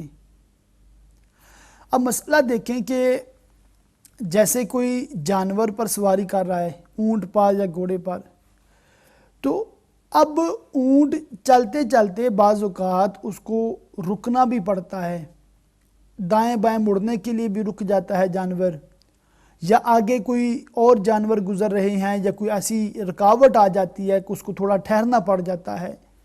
اسی طرح آپ یہ سمجھ لیں کہ جیسے کار, یہ میں وضاحت کر دوں کہ اگر آپ کار خود چلا رہے ہیں, یہ تھوڑا سا اس میں وضاحت کر دوں, تو کار خود چلا رہے ہیں تو آپ یہ نماز نہ پڑھیں. ایسا نہ ہو کہ آپ کا بے احتیاطی ہو جائے, اور مطلب یہ مسئلہ اس کے لیے جو ڈرائیور کے ساتھ بیٹھا ہے مسافر ہے, تو مسافر یہ جو ڈرائیور کے ساتھ پیسنجر ہے, ڈرائیور کے ساتھ پیسنجر کے لیے میں عرض کر رہا ہوں کہ وہ چاہے تو نفل اس طرح پڑھ سکتا ہے. تو اب مسئلہ یہ دیکھیں کہ اگر گاڑی آپ کی کھڑی ہے تو حکم یہ ہے کہ کھڑی کار میں. جی ایک اور کالر ہیں برمنگھم سے. السلام علیکم. ہیلو, السلام علیکم. جی وعلیکم السلام. میں نے آپ سے ایک سوال پوچھنا ہے. جی میں بیٹھ کے نماز پڑھتی ہوں. میں نے آگے وہ ٹیبل رکھا ہوا ہے, اس کے اوپر تکیہ رکھا ہوا ہے, جا نماز بچھایا ہوا ہے, تو میں کبھی کبھی بیٹھ کے نماز پڑھتی ہوں کیونکہ میں ٹھیک نہیں رہتی. تو وہ کیا نماز جائز ہے؟ جی میں اس کی دوبارہ وضاحت کر دیتا ہوں, ٹھیک ہے. تو میری بیٹی کے لیے دعا کرنا. اچھا جی انشاءاللہ اس کے وہ اللہ تعالیٰ نصیب کھول دے. آمین. جی انشاءاللہ. اوکے, خدا حافظ. جی نو پرابلم. تو بہن بیٹی کے لیے دعا کا کہا ہے تو اللہ تعالیٰ تمام ہی بیٹیوں کو, میں خود الحمدللہ بیٹیوں والا ہوں, اور بھی جن کی بیٹیاں ہیں, اللہ تعالیٰ تمام ہی بچیوں کی بیٹیوں کی جو نصیب ہے وہ اچھے کرے. بہت اچھی دعا انہوں نے کی ہے, تو دعا کے لیے کہا ہے, تو اللہ تعالیٰ تمام ہی بچوں کو بچیوں کو اللہ تعالیٰ وہ ہے ان کو دین و دنیا کی بھلائیاں عطا فرمائے. تو اسی لیے جو دعا ہم کرتے ہیں ربنا آتنا فی الدنیا حسنۃ وفی الآخرۃ حسنۃ وقنا عذاب النار, تو اس میں ایک اجتماعی دعا کا بھی پہلو ہے, اور ساتھ ساتھ یہ بھی دعا ہے کہ اللہ تعالیٰ ہمیں آخرت کی بھلائیاں بھی دے اور دنیا کی بھلائیاں بھی دے. ہاں, صرف دنیا کی بھلائی مانگنا اور آخرت کی نہ مانگنا یہ تو کافروں کا طریقہ ہے, اور صرف آخرت کی بھلائی مانگنا اور دنیا کی بھلائی نہ مانگنا یہ بھی پسندیدہ نہیں ہے. تو دنیا اور آخرت کی بھلائی مانگنی چاہیے, اللہ تعالیٰ کے حضور دعا کرنی چاہیے. تو جس بہن نے دعا کے لیے کہا ہے, جو بھی ان کی حاجت اللہ تعالیٰ پوری فرمائے, اور بیٹی کی جو بھی جس سوچ رہی ہیں ان کے بارے میں ان کی خواہش اللہ تعالیٰ پوری فرمائے. ایک اور کالر ہیں. السلام علیکم. السلام علیکم. جی وعلیکم السلام. کیا حال ہے مولانا صاحب؟ جی ٹھیک ہے. جی الحمدللہ کل حال. اچھا, وہ میں نے آپ نماز کے بارے میں بتا رہے تھے نا, سب نمازوں کے بارے میں, تو میں نے تہجد کی نماز کا پوچھنا تھا. یہ فجر کی نماز سے کتنے ٹائم پہلے پڑھ جاتی ہے؟ آپ نے بتایا, میں نے وہ آپ کا مس کر دیا پروگرام. میں دوبارہ عرض کر دیتا ہوں, ٹھیک ہے. جی, کیونکہ میں صبح 4 بجے پڑھتی ہوں, ابھی یہ سردیاں ہیں تو گرمیوں کا بھی پلیز بتا دیں. میں ابھی عرض کر دیتا ہوں کہ جو اب چیک کر لیں کہ فجر کا ٹائم شروع کتنے بجے ہوتا ہے. ہاں جی. آپ کے جیسے برمنگھم سے ہیں تو تقریباً 5:05 پر شروع ہوتا ہے. ہاں جی. تو وہ ٹائم شروع ہونے سے پہلے آپ اگر تہجد کے جو 2 یا 8 جتنی آپ رکعتیں پڑھتی ہیں وہ اگر مکمل کر لیتی ہیں تو آپ کی کاؤنٹ ہوگی نماز, وہ آپ کی نماز تہجد وقت پر ہے. اوکے, مطلب 5 بجے شروع ہو رہی ہے, میں 4 بجے پڑھ رہی ہوں, that's fine, absolutely fine, that's not a problem. even if you read 4:45, میں بتا رہا ہوں جو آپ نے سلام پھیرا ہے، سلام اگر آپ نے پھیر دیا ہے فجر کا ٹائم شروع ہونے سے 1-2 منٹ پہلے جی جی تو آپ کی وہ نماز کاؤنٹ ہے۔ اوکے، تو 4 بھی پڑھ سکتے ہیں نفل، 2 4 6؟ جی بالکل، میں نے عرض کیا تھا کہ 8 جو رکعتیں پڑھنا ہے تہجد کے لیے یہ زیادہ افضل ہے۔ حدیث پاک میں آتا ہے کہ حضرت ام المومنین عائشہ صدیقہ طیبہ طاہرہ رضی اللہ تعالیٰ عنہ فرماتی ہیں کہ پیارے آقا صلی اللہ علیہ وسلم رمضان اور غیر رمضان میں ہمیشہ 13 رکعتیں پڑھا کرتے تھے، اور ایک روایت میں آتا ہے کہ 11 رکعتیں پڑھا کرتے تھے۔ تو اس کے بارے میں علماء کرام نے فرمایا ہے کہ وہ پیارے آقا صلی اللہ علیہ وسلم 3 وتر اس وقت ادا فرمایا کرتے تھے، کیونکہ وتروں کے لیے افضل وقت یہ ہے کہ تہجد کے وقت میں وتر پڑھے جائیں۔ تو اس کے ساتھ آپ 8 رکعتیں پڑھا کرتے تھے تہجد کی، تو 8 رکعتیں پڑھنا زیادہ سنت ہے۔ ایک اور میرا سوال ہے کہ اگر ابھی میں نے ان دنوں میں شروع کیا تھا جب میں پہلے نہیں پڑھتی تھی، ٹھیک ہے، اگر سم ٹائم میں نہیں پڑھ سکتی تو کوئی عذر تو نہیں ہے؟ تو آپ پلیز ٹی وی پہ بتا دیں، میں آپ کا پروگرام سنتی ہوں۔ جی ٹھیک ہے، اوکے، اللہ حافظ۔ بالکل ٹھیک ہے جی۔ یہ بھی آپ نے بہت اچھا سوال کیا کہ بعض کو تہجد کی نماز نہیں پڑھ سکتے تو کیا کوئی گناہ ہوتا ہے یا کیا اس کا مسئلہ، یہ بھی انشاءاللہ میں عرض کرتا ہوں۔ تو میں چلتی گاڑی میں جو سسٹر نے برمنگھم سے کال کی تھی اس کے حوالے سے عرض کر رہا تھا کہ ان کے سوال کا یہی جواب ہے، اور جو رادرم سے سسٹر نے کال کی ان کے سوال کا بھی یہی جواب ہے کہ جو گاڑی چل رہی ہے اگر چلنے کے دوران میں ٹریفک لائٹس پہ رکتی ہے یا گیو وے پر رکتی ہے تو اس میں پرابلم نہیں ہے، نماز آپ کی کاؤنٹ ہوگی۔ ظاہر ہے جو چلنا ہے تو وہ نان سٹاپ تو موٹر وے پر ہر وقت گاڑی نہیں ہوتی ہے، ہاں شرط یہ کہ اپنے شہر سے آپ باہر ہوں۔ اور ایک اور بھائی نے مجھے میسج کے ذریعے سوال پوچھا ہے کہ ایک ملک کا نام لیا ہے، وہاں پر لوگ فرض بھی چلتی کار میں پڑھ لیتے ہیں، تو اس کا کیا حکم ہے؟ تو ان کے سوال کا بھی میں جواب یہی عرض کروں کہ فرض جو ہیں وہ آپ کے لیے چلتی کار میں نہیں پڑھ سکتے، آپ کو حکم ہے کہ کار روک دیں سائیڈ پر۔ جی ایک اور برمنگھم سے کالر ہیں، السلام علیکم۔ وعلیکم السلام۔ میں نے پوچھنا تھا کہ اگر آپ تسبیح پڑھ رہے ہو تو کیا لیٹ کے تسبیح پڑھ سکتے ہیں کہ صرف بیٹھ کے پڑھ سکتے ہیں؟ جی ضرور عرض کرتے ہیں اس کا، ٹھیک ہے۔ اچھا، اور ایک اور بھی پوچھنا تھا کہ اگر کسی پہ بلیک میجک ہوا ہو تو پلیز کون سی آیت پڑھ سکتے ہیں اسے توڑنے کے لیے؟ جی میں عرض کر دیتا ہوں، شکریہ، جزاک اللہ۔ سسٹر نے 2 سوال کیے، انشاءاللہ ان کے میں جوابات عرض کرتا ہوں۔ تو میں عرض کر رہا تھا جس سسٹر نے پہلے برمنگھم سے کال کی تھی چلتی کار میں، تو حکم یہ ہے کہ جو فرض ہیں وہ آپ چلتی کار میں نہیں پڑھ سکتے، وتر بھی نہیں پڑھ سکتی، اور فجر کی سنتیں بھی آپ چلتی کار میں نہیں پڑھ سکتی۔ اور جو ایک بھائی نے مجھے میسج بھی کیا ہے اس کے سوال کا بھی یہی جواب ہے کہ صرف جو نفل ہیں اور سنتیں جو ظہر عصر مغرب عشاء کی جو سنتیں ہیں وہ آپ چلتی کار میں اگر پڑھنا چاہیں تو بیرون شہر وہ پڑھی جا سکتی ہیں۔ اگر شہر کے اندر آپ پہنچ گئے اپنے شہر میں تو وہ آپ پھر گاڑی روک کر کسی جگہ پر نماز پڑھیں، ایسا آپ نہیں کر سکتے۔ اور فرضوں کے لیے حکم یہ ہے کہ آپ چلتی کار میں نہیں پڑھ سکتے۔ اگر ایسی مجبوری ہے کہ نماز کا ٹائم ختم ہو رہا ہے تو فقہاء کرام نے لکھا ہے کہ جیسے بھی ہو پھر پڑھ لیں۔ جیسے چلتی ٹرین میں تو ٹرین نہیں رکے گی، ٹائم ختم ہو جائے گا، تو چلتی ٹرین میں بھی کھڑے کھڑے بیٹھے بیٹھے کار میں بیٹھے بیٹھے جس طرح وہ اشارے سے نماز پڑھ لیں، اور بعد میں پھر جب آپ رک جائیں تو اس نماز کا اعادہ کرنا ضروری ہوتا ہے۔ اس نماز کا آپ کو اعادہ کرنا پڑے گا کیونکہ اس کی ساری شرائط پوری نہیں تھیں، مگر حکم یہ ہے کہ جیسے بھی ہو پھر آپ کو پڑھنی ہی چاہیے اس کو۔ وقت کے اندر آپ اپنی طرف سے اپنی جو حاضری ہے اللہ تعالیٰ کی بارگاہ میں ضرور پیش کر دیں، تو یہ اس کا حکم ہوتا ہے۔ ویسے جب بھی سفر کریں تو پری پلاننگ ہونی چاہیے کہ آپ نے نماز جو ہے وہ کہاں پر پڑھنی ہے۔ اب جہاز کی ٹکٹ بک کرواتے ہیں تو سوچتے ہیں کہ کون سا دن سوٹیبل ہے، پلیز یہ بھی اس میں ذہن میں رکھا کریں کہ نمازوں کے جو اوقات ہیں وہ ایسے ڈسٹربنس نہ ہو کہ آپ کی کہیں ایسا نہ ہو کہ نماز ہی قضا ہو جائے، تو اس میں بھی آپ تھوڑا سوچ لیا کریں، پلاننگ کر لیا کریں، اللہ تعالیٰ میں توفیق عطا فرمائے۔ تو انہی بہن نے بنا کی شرائط پوچھی ہیں کہ وہ 13 شرطیں کون سی ہیں، اگر وہ پائی جائیں تو بنا کر سکتے ہیں۔ تو جلدی جلدی میں عرض کر دیتا ہوں، ہر شرط کی وضاحت تھوڑی تھوڑی میں کرتا رہوں گا، توجہ سے تمامی ناظرین سنیں گے تو انشاءاللہ سب کو فائدہ ہوگا۔ یہ مسئلہ ہے کہ نماز میں بے وضو ہونا اور اس کے بعد جو اسی پر جو بنا کرنا اس کے حوالے سے ہے کہ پہلی اس میں شرط یہ ہے وہ حدث یعنی کہ جو وضو کا ٹوٹنا ہے موجب وضو ہو. نماز کے دوران اس کا اگر وضو ٹوٹا ہے تو پھر وہ وضو کر کے دوبارہ بنا کر سکتی ہے. اگر یہ مسئلہ بہت ریئر ہے, ایسا ہوتا نہیں ہے کہ نماز کے دوران کسی پہ غسل فرض ہو, اس کی کئی کنڈیشنز ہیں, تو چونکہ عموماً وضو ہی ٹوٹتا ہے تو وہ وضو کر کے دوبارہ پڑھ سکتی ہے. پہلی شرط یہ ہے کہ وہ موجب وضو ہو.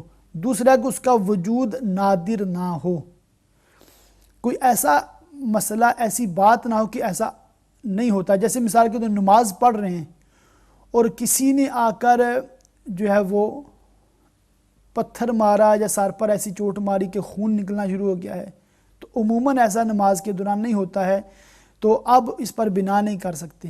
اس کی اور بھی شرطیں ہیں, تو یہ عرض کر رہا ہے کہ اس کا وجود نادر نہ ہو. تیسری شرط یہ وہ حدث سماوی ہو, یعنی نہ وہ بندے کے اختیار سے ہو نہ اس کا سبب ہو, یعنی کہ اس نے اپنا وضو خود نہ توڑا ہو. نمبر 4 وہ حدث اس کے بدن سے ہو, یعنی کہ جو اس کا جو وضو ٹوٹا ہے اس کے بدن کی وجہ سے ہے. ایسا نہ ہو جیسے بعض اوقات ہوتا ہے کہ پانی نہیں ملا اور تیمم سے نماز پڑھ رہے ہیں, اب جو نماز کے دوران جو ہے وہ تیمم والے کو پانی نظر آ گیا ہے, تو اب اس کے لیے حکم کیا ہے کہ وہ نماز توڑ کے وہ وضو کر کے پھر وہ دوبارہ نئے سر سے نماز پڑھے گا. 5ویں شرط ہے کہ اس حدث کے ساتھ کوئی رکن ادا نہ کیا ہو. ظاہر سی بات ہے جو ہی وضو ٹوٹا فوراً وہ وضو ٹوٹا ہے تو نماز ٹوٹ جاتی ہے, مگر جیسے وضو ٹوٹا ہے تو ایک طرف سلام پھیر دیں تو بس نماز آپ کی ختم ہو گئی, یا کوئی رکن مزید ادا نہ کریں تو پھر اس پہ بنا کی جا سکتی ہے. 6ٹھی شرط ہے نہ بغیر عذر بقدر ادائے رکن ٹھہرا ہو. اب جب وضو ٹوٹ گیا ہے, نماز ٹوٹ گئی, نماز سے اب باہر آ گئے, تو اب تاخیر نہ کریں, فوراً جا کر وضو کریں, تو دیر نہیں کریں اس میں. یہ 6ٹھی شرط ہے. 7ویں ہے کہ نہ چلتے میں رکن ادا کیا ہو, ایسا تو عموماً نہیں ہوتا. جی جی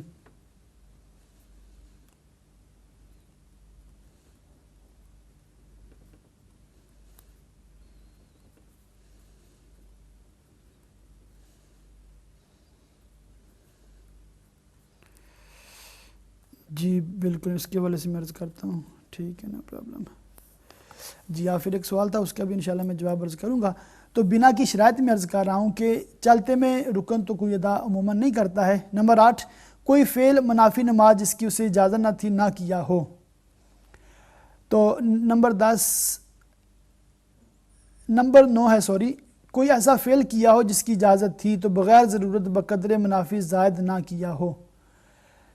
جیسے کہ مسئلہ ہے کہ ستر عورت کا, جیسے بہنیں جب وضو کرتی ہیں تو ان کو ظاہر کلائیاں وہ کھولنی پڑتی ہیں بازو دھونے کے لیے, کلائیاں دھونے کے لیے. تو اس کا یہ مسئلہ لکھا ہے کہ جب آپ بنا کرنے کے لیے وضو کر رہی ہیں تو اب مسئلہ یہ ہے کہ وضو کرنے میں اگر ستر کھل گیا یا بضرورت ستر کھولا, مثلا عورت نے وضو کے لیے کلائی کھولی تو نماز فاسد نہ ہوگی, اور بلا ضرورت ستر کھولا تو نماز فاسد ہو جائے گی.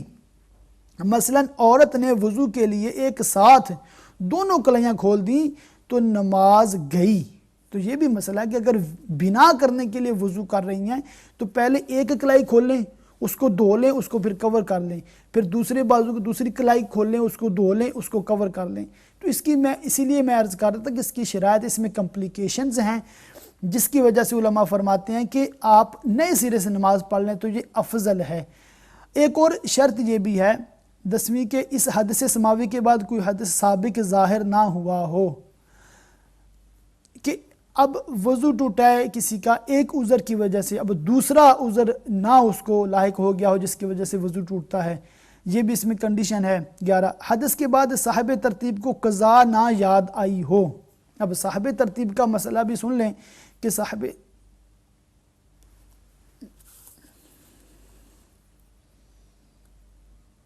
جی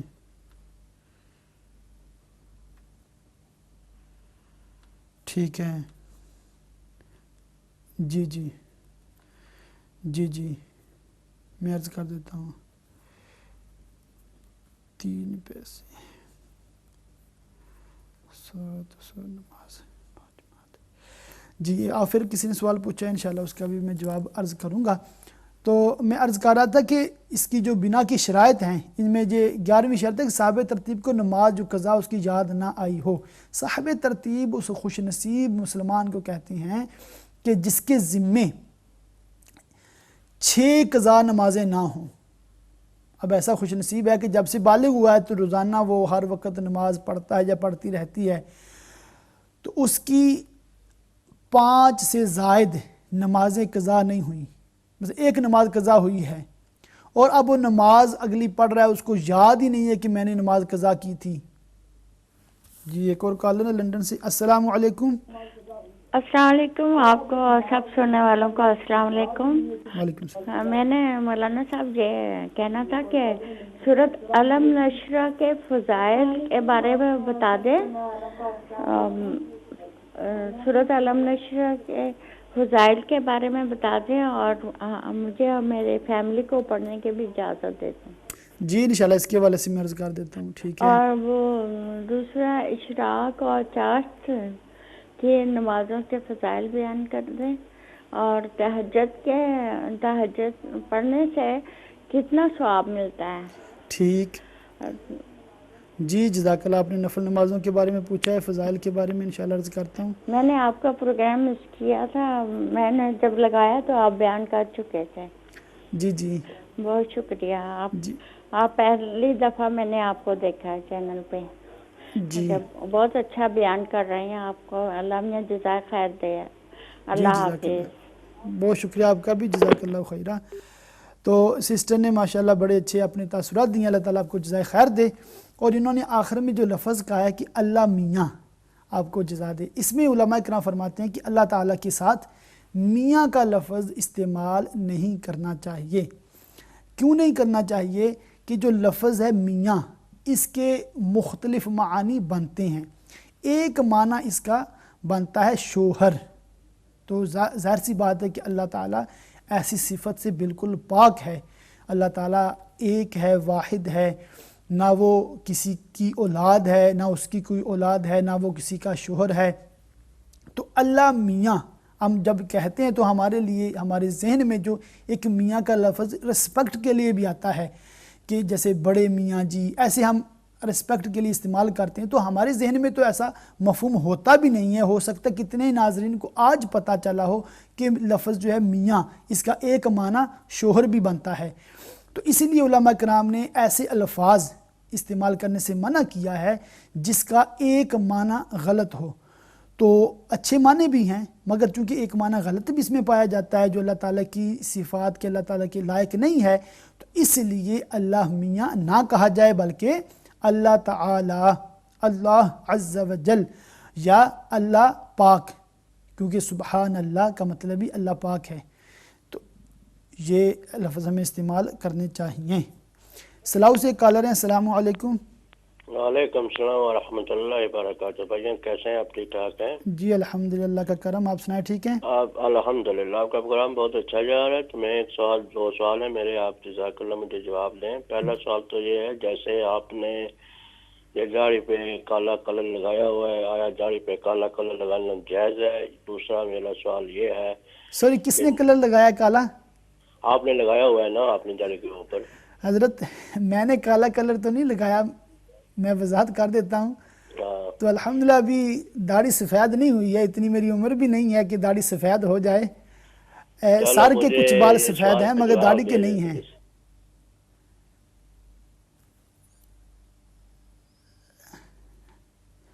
جی آپ کی لائن شاید ڈراپ ہوگی، تو آپ، میں کنٹرول روم والوں سے بھی عرض کروں گا کہ آپ کو اگر دوبارہ آپ کوشش کریں تو دوبارہ اپنا سوال آپ پیش کر سکتے ہیں.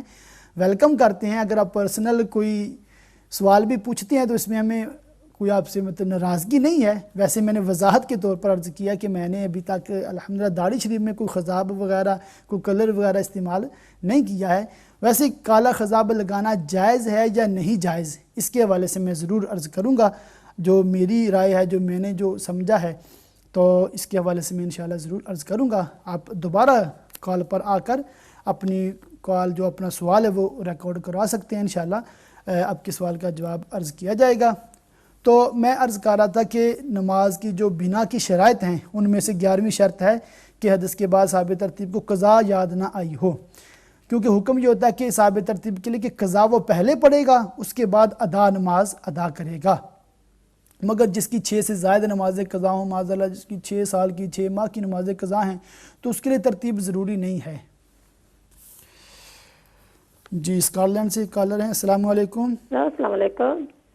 جی جی میں نے آپ سے ایک وظیفہ لینا ہے۔ جی جی جو تہجد کے ٹائم میں 2 رکعت صلاۃ و حاضر پڑھتی ہوں، اس کی آپ اجازت دے سکتے ہیں؟ میری پریشانی کافی ہے مجھے۔ جی بہن، اس میں تمامی ناظرین کو وضاحت کر دوں کہ اجازت کی حاجت نہیں ہے، کہ ہمارے پیارے آقا صلی اللہ علیہ وسلم نے تمام ہی امت کو یہ تعلیم فرما دی ہے، سب کو اجازت دے دی ہے، آلریڈی اجازت ہے، انشاءاللہ آپ پڑھیں تو انشاءاللہ میں بھی آپ کو عرض کر دیتا ہوں کہ آپ یہ صلاۃ الحاجت تہجد کے وقت پڑھا کریں، انشاءاللہ اللہ تعالیٰ آپ کی حاجتیں پوری فرمائے گا۔ آپ دعا کر رہے ہیں، میری نا کافی پریشانی ہے، یہ پریشانی میری حل ہو جائے، میرے گھر کا مسئلہ ہے کافی۔ اللہ تعالیٰ آپ کی تمام پریشانیاں دور فرمائے۔ بنا کی وہ شرائط عرض کر رہا تھا، اس کے دوران میں ماشاءاللہ آپ نے کافی کالز بھی کی ہیں، انشاءاللہ آپ کی کالز بھی شامل سلسلہ ہوں گی۔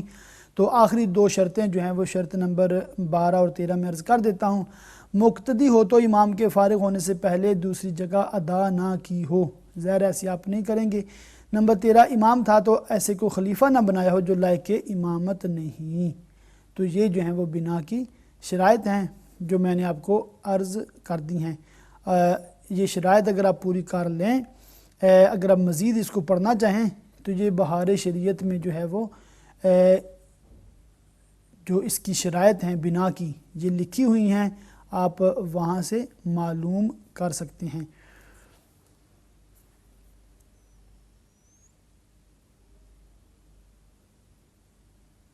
جی جی ٹھیک ہے، جی ٹھیک ہے بالکل۔ تو میں جلدی آپ کے کالز کو ابھیان سے جو سوالات کو جوابات عرض کرتا ہوں۔ احمد خان صاحب نے پہلا سوال کیا کہ شیطان نے اللہ تعالیٰ کو کیوں چیلنج کیا، تو علماء کرام جو ہمیں بتاتے ہیں، جو ہمیں قرآن و حدیث سے ملتا ہے، وہ یہی ہے کہ شیطان چونکہ تمام فرشتوں کا استاد تھا، اس کو ایک بڑی مقام بڑی عزت ملی ہوئی تھی، تو جب اس نے جی ایک اور کالر ہیں، السلام علیکم۔ وعلیکم السلام جی، میں گل کرنی ہے جی، جڑا نہیں بچی بیمار ہے، جڑا دلے نہ سراخ ہے، پریشان ہونا، تو اسی جڑا نہ پیسے زکاتی نہیں لگی جانے؟ زکات دے پیسے؟ جی ہاں۔ بچی دی عمر کتنی ہے؟ نہ جی اتھے سچ نے پھر دسیا سی نے بچی نے، تے پھر آسان ہے جڑا زکاتی نہیں لگی جان تے دیاں۔ نہیں پوچھنا چاہنا کہ بچی دی عمر کتنی ہے؟ بچی دی عمر کا پتا 10 سال 9 ہے۔ تے کیڑی جگہ ہے بچی؟ وہ بچی پاکستان وچ ہے نا۔ تے والدین اس نے غریب نے؟ اے اللہ جانے اتھے ہموں چنن پر دسنے سن۔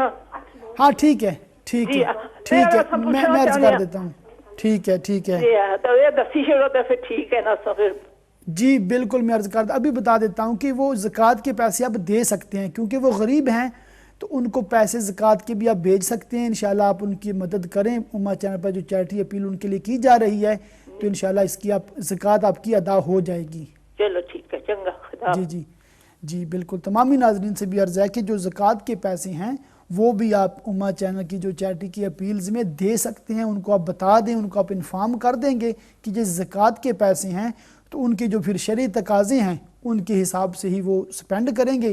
زکوٰۃ کے علاوہ بھی آپ نفلی صدقات عطیات امہ چینل کی چیریٹیز کو آپ تعاون کریں، کیونکہ یہ خدمت خلق، اور آپ دیکھتے ہیں کہ افریقہ میں اور پاکستان کے مختلف علاقوں میں واٹر پمپ وغیرہ لگائے جا رہے ہیں، اور بھی غریبوں کی مدد کی جا رہی ہے۔ پچھلے دنوں بھی ایک بیوہ عورت کے لیے۔ جی اٹلی سے کالر ہیں، السلام علیکم۔ وعلیکم السلام ورحمۃ اللہ وبرکاتہ۔ جی حضور۔ مولانا صاحب میرا مسئلہ ہے، کافی عرصہ سے بہت پریشان ہوں، بھی ہوں، اس کے علاوہ پریشانی بہت ہے، کچھ کاغذات کا مسئلہ ہے، امیگریشن کے کاغذات ہیں، ان میں تو کوئی وظیفہ وغیرہ بتا دیں یا کوئی۔ اللہ تعالیٰ نماز بھی پڑھتے ہیں، خود کرتے ہیں، مگر ابھی تک کوئی سمجھ میں نہیں آ رہا کہ کیا مسئلہ ہے، کیا وجہ ہے۔ ٹھیک ہے میں آپ کو عرض کر دیتا ہوں، ٹھیک ہے جی پروگرام دیکھیں انشاءاللہ میں عرض کر دیتا ہوں. ٹھیک ہے, تو احمد خان صاحب کے سوال کا میں جواب عرض کر رہا تھا کہ شیطان نے جو اللہ تعالیٰ کی نافرمانی کی ہے وہ اس لیے کی تھی کہ چونکہ وہ فرشتوں کا استاد تھا, بہت بڑا مقام ملا ہوا تھا. جب اس نے دیکھا کہ اب حضرت سیدنا آدم علیہ السلام کو یہ شرف, یہ بزرگی مل رہی ہے کہ تمام فرشتے ان کو سجدہ کر رہے ہیں, ان کو میرے سے بھی زیادہ بڑا مقام دیا جا رہا ہے, تو شیطان وہ ہے وہ حسد کی وجہ سے شیطان جو وہ نافرمان ہو گیا اور اس وجہ سے وہ رہندہ بارگاہ ہوا تھا. ایک اور آپ نے سوال پوچھا تھا کہ کسی صحابی کے بارے میں پیارے آقا صلی اللہ علیہ وسلم نے فرمایا کہ ان کی جو شہادت جس نے بھی کی میں نے ان کو معاف کیا. غالباً آپ کی مراد یہ تھی کہ حضرت سیدنا امیر حمزہ سید الشہداء رضی اللہ تعالیٰ عنہ, چونکہ پیارے آقا صلی اللہ علیہ وسلم کے چچا تھے اور وہ غزوہ احد میں شہید ہوئے تھے اور ان کو بڑی بے دردی سے شہید کیا گیا تھا. آپ کو اس کا بڑا غم بھی تھا. اور جب حضرت وحشی, وہ جو وحشی حبشی غلام تھا جس نے ہندا کا وہ غلام تھا, ہندا رضی اللہ تعالیٰ عنہ بعد میں مسلمان ہو گئی تھی, تو وہ حبشی کو وحشی کو جو مسلمان ہوا بعد میں, تو پیارے آقا صلی اللہ علیہ وسلم نے معاف کر دیا تھا, کیونکہ اسلام پچھلے تمام گناہوں کو مٹا دیتا ہے. تو یہ بات ہمارے پیارے آقا صلی اللہ علیہ وسلم کے حسن اخلاق میں سے ہے کہ آپ جو لوگوں کو معاف فرما دیتے تھے, تو ہمیں بھی معاف کرنا چاہیے, درگزر سے کام لینا چاہیے. تو رادرم سے بہن نے سوال پوچھا تھا کہ کھڑی گاڑی میں نماز پڑھ سکتے ہیں کہ نہیں, تو اس کا میں نے عرض کر دیا تھا کہ کھڑی گاڑی میں, کار میں نماز نہیں پڑھ سکتے. شرط یہ ہے کہ گاڑی وہ شہر سے باہر ہو اور وہ چل رہی ہو, اس میں پڑھیں. اگر گاڑی کھڑی ہے, پاسبل ہے, تو باہر نکل کے آپ نماز پڑھ لیں. یہ بھی ذہن میں رکھیں کہ نماز کے لیے وہ جائے نماز جسے بچھاتے ہیں, ہم کپڑا بچھاتے ہیں جسے جائے نماز کہتے ہیں, وہ بچھانا ضروری نہیں ہے. جی ہاں, فٹ پاتھ آپ نے دیکھی ہے کہ پاک ہے, کلین ہے, کوئی نجاست نہیں لگی ہوئی, یا کسی گراؤنڈ میں آپ ہیں, پارک میں ہیں, جگہ صاف ستھری نظر آ رہی ہے. جی ایک اور کالر ہیں. السلام علیکم. السلام علیکم ورحمۃ اللہ وبرکاتہ. جی علامہ صاحب خیریت سے ہیں؟ جی الحمدللہ. اپنی دعاؤں میں یاد رکھیے بیماروں کے لیے, شفا کی دعا جو دنیا سے چلے گی ان کے لیے دعائیں مغفرت. جی. اور میرا یہ سوال ہے کہ دعا کے بارے میں, دعا نماز سے بعد قبول ہوتی ہے, قرآن پاک کی تلاوت کے بعد قبول ہوتی ہے, تسبیحات, لیکن کچھ دعائیں ایسے ہوتے ہیں چلتے پھرتے لوگ کہتے ہیں اللہ آپ کا بھلا کرے, اللہ آپ کو نیک کرے, اللہ کسی کا محتاج نہ کرے, اس طرح بھی دعا قبول ہو جاتی ہے. جی میں عرض کر دیتا ہوں. ٹھیک ہے, اس کے بارے میں مجھے رہنمائی کریں اور دعاؤں میں یاد رکھیے. السلام علیکم ورحمۃ اللہ وبرکاتہ. جی جزاک اللہ.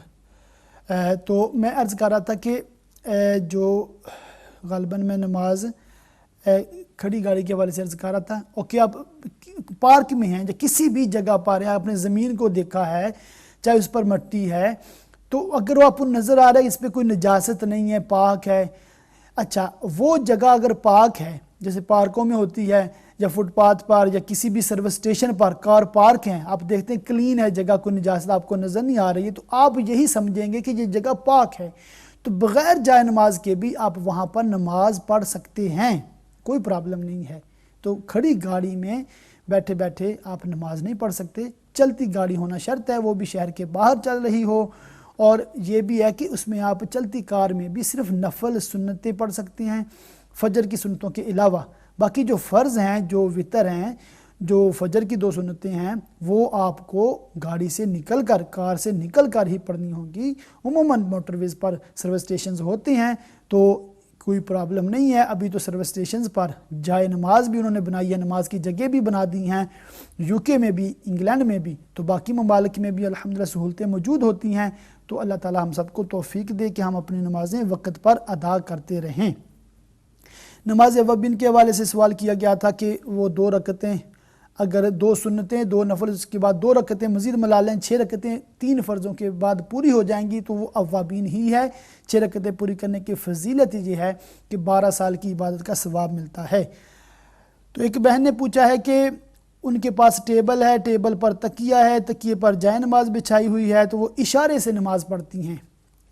تو میں نے اس کی پہلے بھی وضاحت کر دی ہے کہ آپ کو اپنے سامنے ٹیبل رکھنا کوئی ضروری نہیں ہے, بلکہ نہ ہی رکھیں, اور اس کے اوپر تکیہ پلو وغیرہ بھی نہ رکھیں, کشن وغیرہ نہ رکھیں, بلکہ آپ کے لیے حکم یہ ہے، جیسے آخر بھی ایک سوال نے کسی نے پوچھا ہے کہ وہ جو سجدہ کرتے ہیں تو گھٹنوں سے آگے کتنے ہاتھ لے جائیں تو سجدہ ادا ہوگا؟ جی ایک اور کالر ہیں. السلام علیکم. جی وعلیکم السلام. جی پوچھیں سوال کیا آپ کا؟ جی ہمارا خامد ہے نا جو وہ بہت بیمار ہے، ان کے پاس کام بھی نہیں ہے. ٹھیک ہے. تو اولاد بھی نہیں ہے ہماری، تو کچھ نہ پیپروں میں بن گیا مسئلہ. جی وہ نہیں مل رہے ہمیں. جی تو ہم بہت پریشان ہیں، اولاد بھی نہیں ہے. خامد کی پہلی اولاد ہے، ہماری نہیں ہے نا. ٹھیک ہے. جی میں آپ کو انشاءاللہ اس کا وظیفہ بھی عرض کر دیتا ہوں. جی تے کوئی جادو وغیرہ یا کیے ہو آپ بندش، اس کا کوئی بتا دینا ہمیں. جی میں عرض کرتا ہوں. ٹھیک ہے ٹھیک ہے، نو پرابلم. اوکے. اور کچھ سوال ہے؟ جی جی ٹھیک ہے، تو میں آپ کو انشاءاللہ اس کا وظیفہ عرض کر دیتا ہوں. تو میں عرض کر رہا جو بہن بیٹھ کر نماز پڑھتی ہیں، اشارے سے پڑھتی ہیں، ان کے لیے آگے ٹیبل وغیرہ رکھنا ضروری نہیں ہے. اچھا، جو آخر بھی سوال پوچھا گیا ہے کہ جو سجدہ کریں گے تو وہ ہاتھ کہاں پر رکھیں گے؟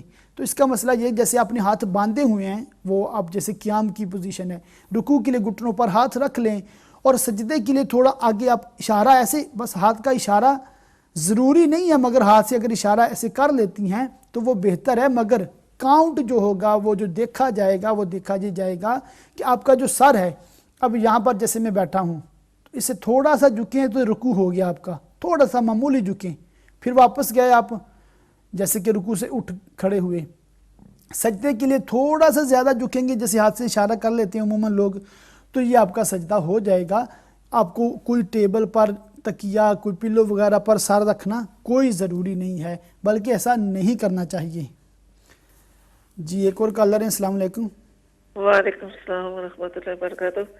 میرا بیٹا، اس کی کڈنی خراب ہے، 3 سال کا، تو اس کے لیے کوئی وظیفہ لینا. جی میں عرض کر دیتا ہوں. ٹھیک ہے انشاءاللہ. ٹھیک ہے، جزاک اللہ، خدا حافظ. تو میں عرض کر رہا تھا کہ آپ کو جو ٹیبل پر تکیہ رکھ کر اس پر ساتھ رکھنا، ایسے تو سجدہ نہیں کرنا چاہیے. اگر آپ رکوع سے زیادہ جھک گئی ہیں، چاہے آپ نے پلو پر سر رکھ لیا ہے، ایسے کرتی رہی ہیں، تو نماز تو ہو جائے گی، مگر ایسا کرنا مکروہ ہے. پلو پر سر رکھنا ضروری نہیں ہے، صرف سر سے تھوڑا اشارہ کر دیں تو نماز آپ کی ہو جائے گی. تہجد کی نماز کے بارے میں پوچھا ہے کہ نماز بہن نے بھی نئی ماشاءاللہ شروع کی ہے، اللہ تعالیٰ ان کو استقامت عطا فرمائے. کہتی ہیں کہ اگر کبھی تہجد کی نماز مس ہو جائے تو کیا بہت زیادہ گناہ ہوتا ہے، یا کیا اس کا مسئلہ ہے؟ مسئلہ یہ کہ تہجد کی نماز پڑھنا ایک نفل کام ہے، اگر پڑھیں گے تو ثواب ہے، نہیں پڑھتی تو گناہ نہیں ہے. ہاں حدیث پاک میں ایسی ترغیب ہے کہ اگر کوئی نفلی کام شروع کیا جائے تو اس میں پھر استقامت ہونی چاہیے، ہمیشگی ہونی چاہیے. مگر اگر کبھی آپ کی نماز تہجد مس ہو جاتی ہے تو آپ کو کوئی گناہ نہیں ہے، کوئی حرج نہیں ہے. آپ ہمت نہ ہاریں، بلکہ جاری رکھیں، جتنی زیادہ ہو سکیں آپ تہجد نماز ادا کرتی رہیں. تہجد سے ریلیٹڈ ایک اور سوال بہن نے پوچھا تھا کسی نے آفر، کہ اس میں کسی نے بتایا کہ پہلی رکعت میں سورہ فاتحہ کے بعد 11 بار سورہ اخلاص پڑھی جائے، اور دوسری رکعت میں سورہ فاتحہ کے بعد 12 بار سورہ اخلاص پڑھی جائے، تو کیا ایسا کر سکتی ہیں؟ جی بالکل. اس میں معین تعداد نفلوں میں کوئی ضروری نہیں ہوتی، آپ جتنا بھی قرآن پڑھنا چاہیں آپ پڑھ سکتی ہیں. 1 سپارہ، 2 سپارہ، 1 سورت، 2 سورتیں، 4 سورتیں، تو اس میں کوئی پرابلم نہیں ہے. جو تعداد بعض روایت میں آئی ہے کہ سورہ اخلاص 11 بار پڑھی جائے، یہ میں نے پڑھا ہے، سنا ہے، تو بہتر یہ ہے کہ جیسے سورہ فاتحہ کے بعد سورہ اخلاص جو ہے قل هو اللہ احد، یہ سورت 11 بار پڑھی جائے، پہلی رکعت میں بھی اور دوسری میں بھی. تو اس کے علاوہ اگر 3-4 صورتیں آپ اکٹھی پڑھنا چاہیں، یا پورا سپارہ، 2 سپارے جو حافظہ ہیں یا حافظ ہیں، تو کوئی پرابلم نہیں ہے. اگر آپ 2 رکعت میں پورا قرآن پاک مکمل کر سکیں تو بہت بڑی سعادت ہے، کوئی مسئلہ نہیں. بزرگوں سے ایسے عمل منقول ہیں. ایک اور سوال پوچھا گیا ہے کہ تسبیح ہے وہ کیا لیٹ کر پڑھ سکتے ہیں؟ تو بالکل اس کی قرآن پاک میں بڑی فضیلت آئی ہے کہ اللہ تعالیٰ نے اپنا ذکر کرنے والوں کے بارے میں بتایا ہے، اور بالخصوص نماز سے جب آپ فارغ ہو جائیں تو اس طرح کے الفاظ ہیں کہ وہ جو لوگ ہیں وہ آپ क़याम की हालत में और अपने पहलू पर लेटे अल्लाह ताला को याद करते हैं, तो उन लोगों को, ज़ाकिरीन को अल्लाह ताला बड़ा पसंद करता है कि यामम व कुऊदम व अला जुनूबिहिम, खड़े बैठे और लेटे हुए अल्लाह ताला को जो याद करते हैं। तो उससे मुराद ये कि अल्लाह ताला की तस्बीह करते हैं, अल्लाह ताला की सिफ़ात का ज़िक्र करते हैं। दीनी शरई जो मसले आप सुन रहे हैं, जो मैं अर्ज़ कर रहा हूँ, ये भी अल्लाह का ज़िक्र है, बल्कि ये अफजल ज़िक्र है कि अंबिया किराम अलैहिस्सलाम शरीयत के कवानीन, शरीयत की बातें लोगों को सिखाया करते थे। तो तस्बीह आप लेट कर भी कर सकती हैं, मगर उसमें उलमा किराम एक अदब ये बताते हैं कि आप जब लेटे लेटे तस्बीह पढ़ना चाहें तो अपनी जो वो टांगें हैं उनको आप फोल्ड कर लें। ये एक अदब है, मगर अगर आप ऐसा नहीं किया तो कोई मसला नहीं है, कोई हर्ज नहीं है। तो मगर जब भी तस्बीह वगैरह करना चाहें तो पर्दे का थोड़ा एहतमाम होना चाहिए, ताकि इसमें आपको ज़्यादा फजीलत हासिल हो। काले जादू के हवाले से पूछा है कि काले जादू अगर किसी को हो जाता है या हो तो उसका क्या अमल करना चाहिए। तो पहला तो ये मैं अर्ज़ कर दूँ कि बाज़ आमिलीन होते हैं जो बड़े इन मसाइल में माहिर होते हैं, और वो ऐसे भी नहीं होते कि जैसे बाज़ लोगों ने तो धंधा बना लिया है, पेशा बना लिया है, और लोगों से खामखा रकमें बटोरते रहते हैं और उनको इस अमल का पता ही नहीं है, ख़ुद पता ही नहीं है कि दम कैसे करना है, अमल कैसे करना है, और वो नाजायज़ पैसे ले रहे होते हैं। अमल अगर कोई आमिल करता है और उसके अमल से किसी का जादू ख़त्म हो जाता है या किसी को कोई बीमारी है वो अच्छा हो जाता है, इस पर वो कहता है कि मैं आपसे 10 पाउंड लूँगा या 1 पाउंड लूँगा या 100 पाउंड लूँगा। अब ये ऐसा ही है जैसे आप किसी डॉक्टर के पास प्राइवेट ट्रीटमेंट के लिए गए हैं तो वो आपको कहता है कि मैं आपको 100 पाउंड चार्ज करूँगा। तो अब चूँकि डॉक्टर का आपको चार्ज करना ये जायज़ है, सब लोग बड़े हैप्पीली पैसे दे रहे होते हैं। इसी तरह अगर कोई आमिल, जिसे हम पीर कहते हैं, उमूमन पीर कहते हैं, मगर हर आमिल पीर नहीं होता, ये आप ज़हन में रखें। तो आमिल है जो जादू की काट करता है या दम वगैरह करते हैं, अगर वो आपको चार्ज करते हैं और आप हैप्पीली उनको दे रहे हैं तो ना उनको लेना गुनाह है ना आपको देना गुनाह है, क्योंकि आप अपना इलाज करवाना चाहती हैं। तो इनसे रब्ता करें तो ज़्यादा मुनासिब है, क्योंकि जादू का अमल जो है इसकी काट वगैरह करना और इसका जो काफ़ी प्रोसीजर होता है। मगर बाज़ लोग खामखा शक में मुब्तला रहते हैं कि मुझे जादू हो गया, उसको जादू हो गया है। ऐसा होता नहीं है। एक आलिम दीन ने बड़ा अच्छा बयान किया था, वो फरमाते हैं कि आप पर्सनली किसी जादूगर को जानते हैं कि वो बंदा काला जादू कर देता है, आपको नहीं पता, तो फिर वो जादूगर रहता कहाँ है? तो कोई ऐसा बंदा नहीं है। उमूमी तौर पर जादू वगैरह नहीं होता, ये वहमत वहमात, और बाज़ जो लुटेरे किस्म के आमिल होते हैं उन्होंने आगे एजेंट रखे होते हैं, वो लोगों के कानों में खामखा ऐसी बातें करते रहते हैं और फिर उनको वो आमिलों के पास लेकर जाते हैं ताकि उनसे नाजायज़ तरीके से पैसे हासिल करें। तो मैंने वजाहत कर दी, नाजायज़ तरीके से जो पैसे लेते हैं वो नाजायज़ है, मगर अगर कोई अच्छा आमिल है, क्योंकि एक एक दम करने के लिए, एक एक तावीज़ करने के लिए बाज़ का आधा घंटा लग जाता है। तो ज़ाहिर है अगर कोई ऐसा काम फुल टाइम करेगा तो वो काम कैसे करेगा, जॉब कैसे करेगा, अपना रोज़गार कैसे चलाएगा?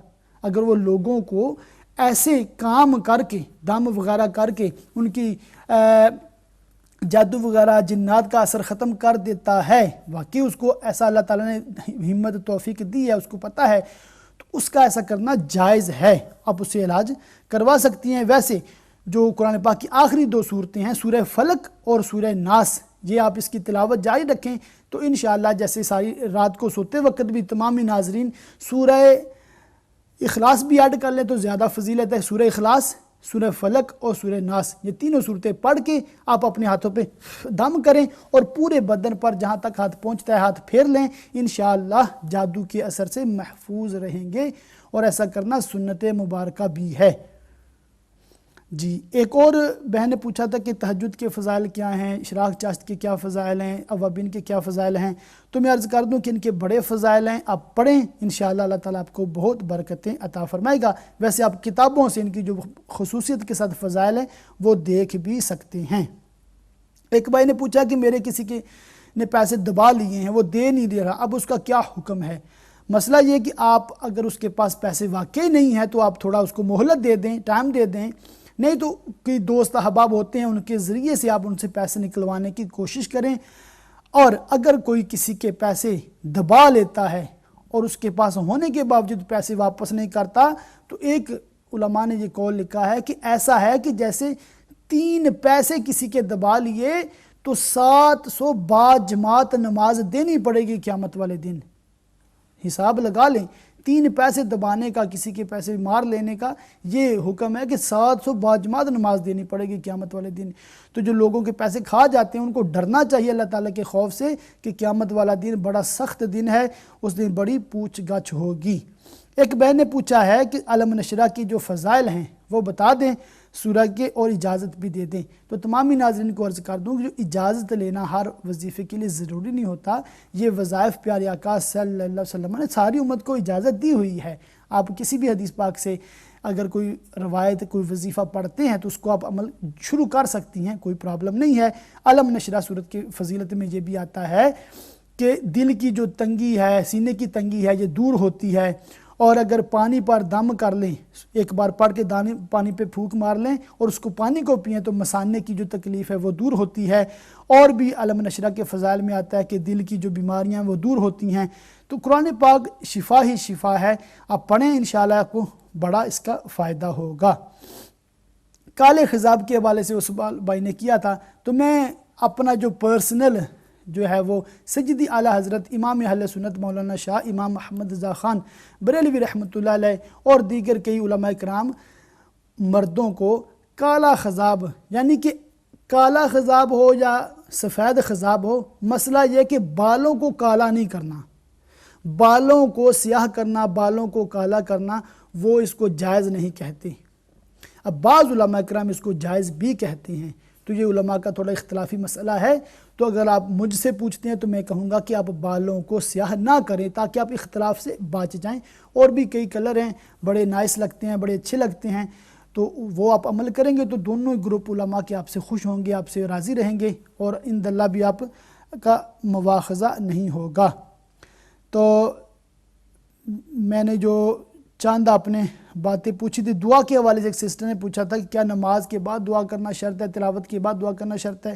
تو دعا بہن آپ کسی بھی وقت چلتے پھرتے اٹھتے بیٹھتے اللہ تعالیٰ کی بارگاہ میں کر سکتے ہیں, زبان سے بھی کر سکتے ہیں, دل میں بھی دعا کر سکتے ہیں. اللہ تعالیٰ کا حکم ہے ادعونی استجب لکم, کسی بھی وقت مجھ سے مانگو میں عطا کرنے والا ہوں. تو ہمیں اللہ تعالیٰ سے مانگنا چاہیے. ایک بہن نے کہا کہ ان کے شوہر بیمار ہیں, تو ان کے لیے یہ ہے کہ آپ یا سلامو 111 بار پڑھ کر اول آخر ایک بار درود پاک پڑھ کے اپنے شوہر کو دم کریں, انشاءاللہ اللہ پاک شفا عطا فرمائے گا. وہ کہتے ہیں کہ اولاد نہیں ہے, تو اس کا وظیفہ تمامی ناظرین سن لیں کہ جمعہ والے دن یا باری او یہ 10 بار آپ پڑھیں گے تو انشاءاللہ اللہ تعالیٰ آپ کو اولاد نرینہ یعنی بیٹا عطا فرمائے گا. امید ہے کہ جو آپ نے سوالات کیے میں نے تمام کے ہی جوابات عرض کر دیے ہیں. میں تمامی ناظرین کا شکر گزار ہوں, آپ نے جوائن کیا, کالز کی, جو امہ چینل کو دیکھتے ہیں. تمامی امہ چینل کی انتظامیہ کا, مالکان کا بھی شکر گزار ہوں کہ انہوں نے یہ پروگرام مجھے کرنے کی اجازت دی. تو اللہ تعالیٰ سے دعا ہے اللہ تعالیٰ تمامی مسلمانوں کو دین و دنیا کی بھلائیاں عطا فرمائے. انشاءاللہ نیکسٹ ویک دوبارہ ملاقات ہوگی, دوبارہ پروگرام میں حاضری ہوگی. تب تک کے لیے مجھے آپ اجازت دیں, انشاءاللہ نیکسٹ ویک ملاقات ہوگی. السلام علیکم ورحمۃ اللہ وبرکاتہ.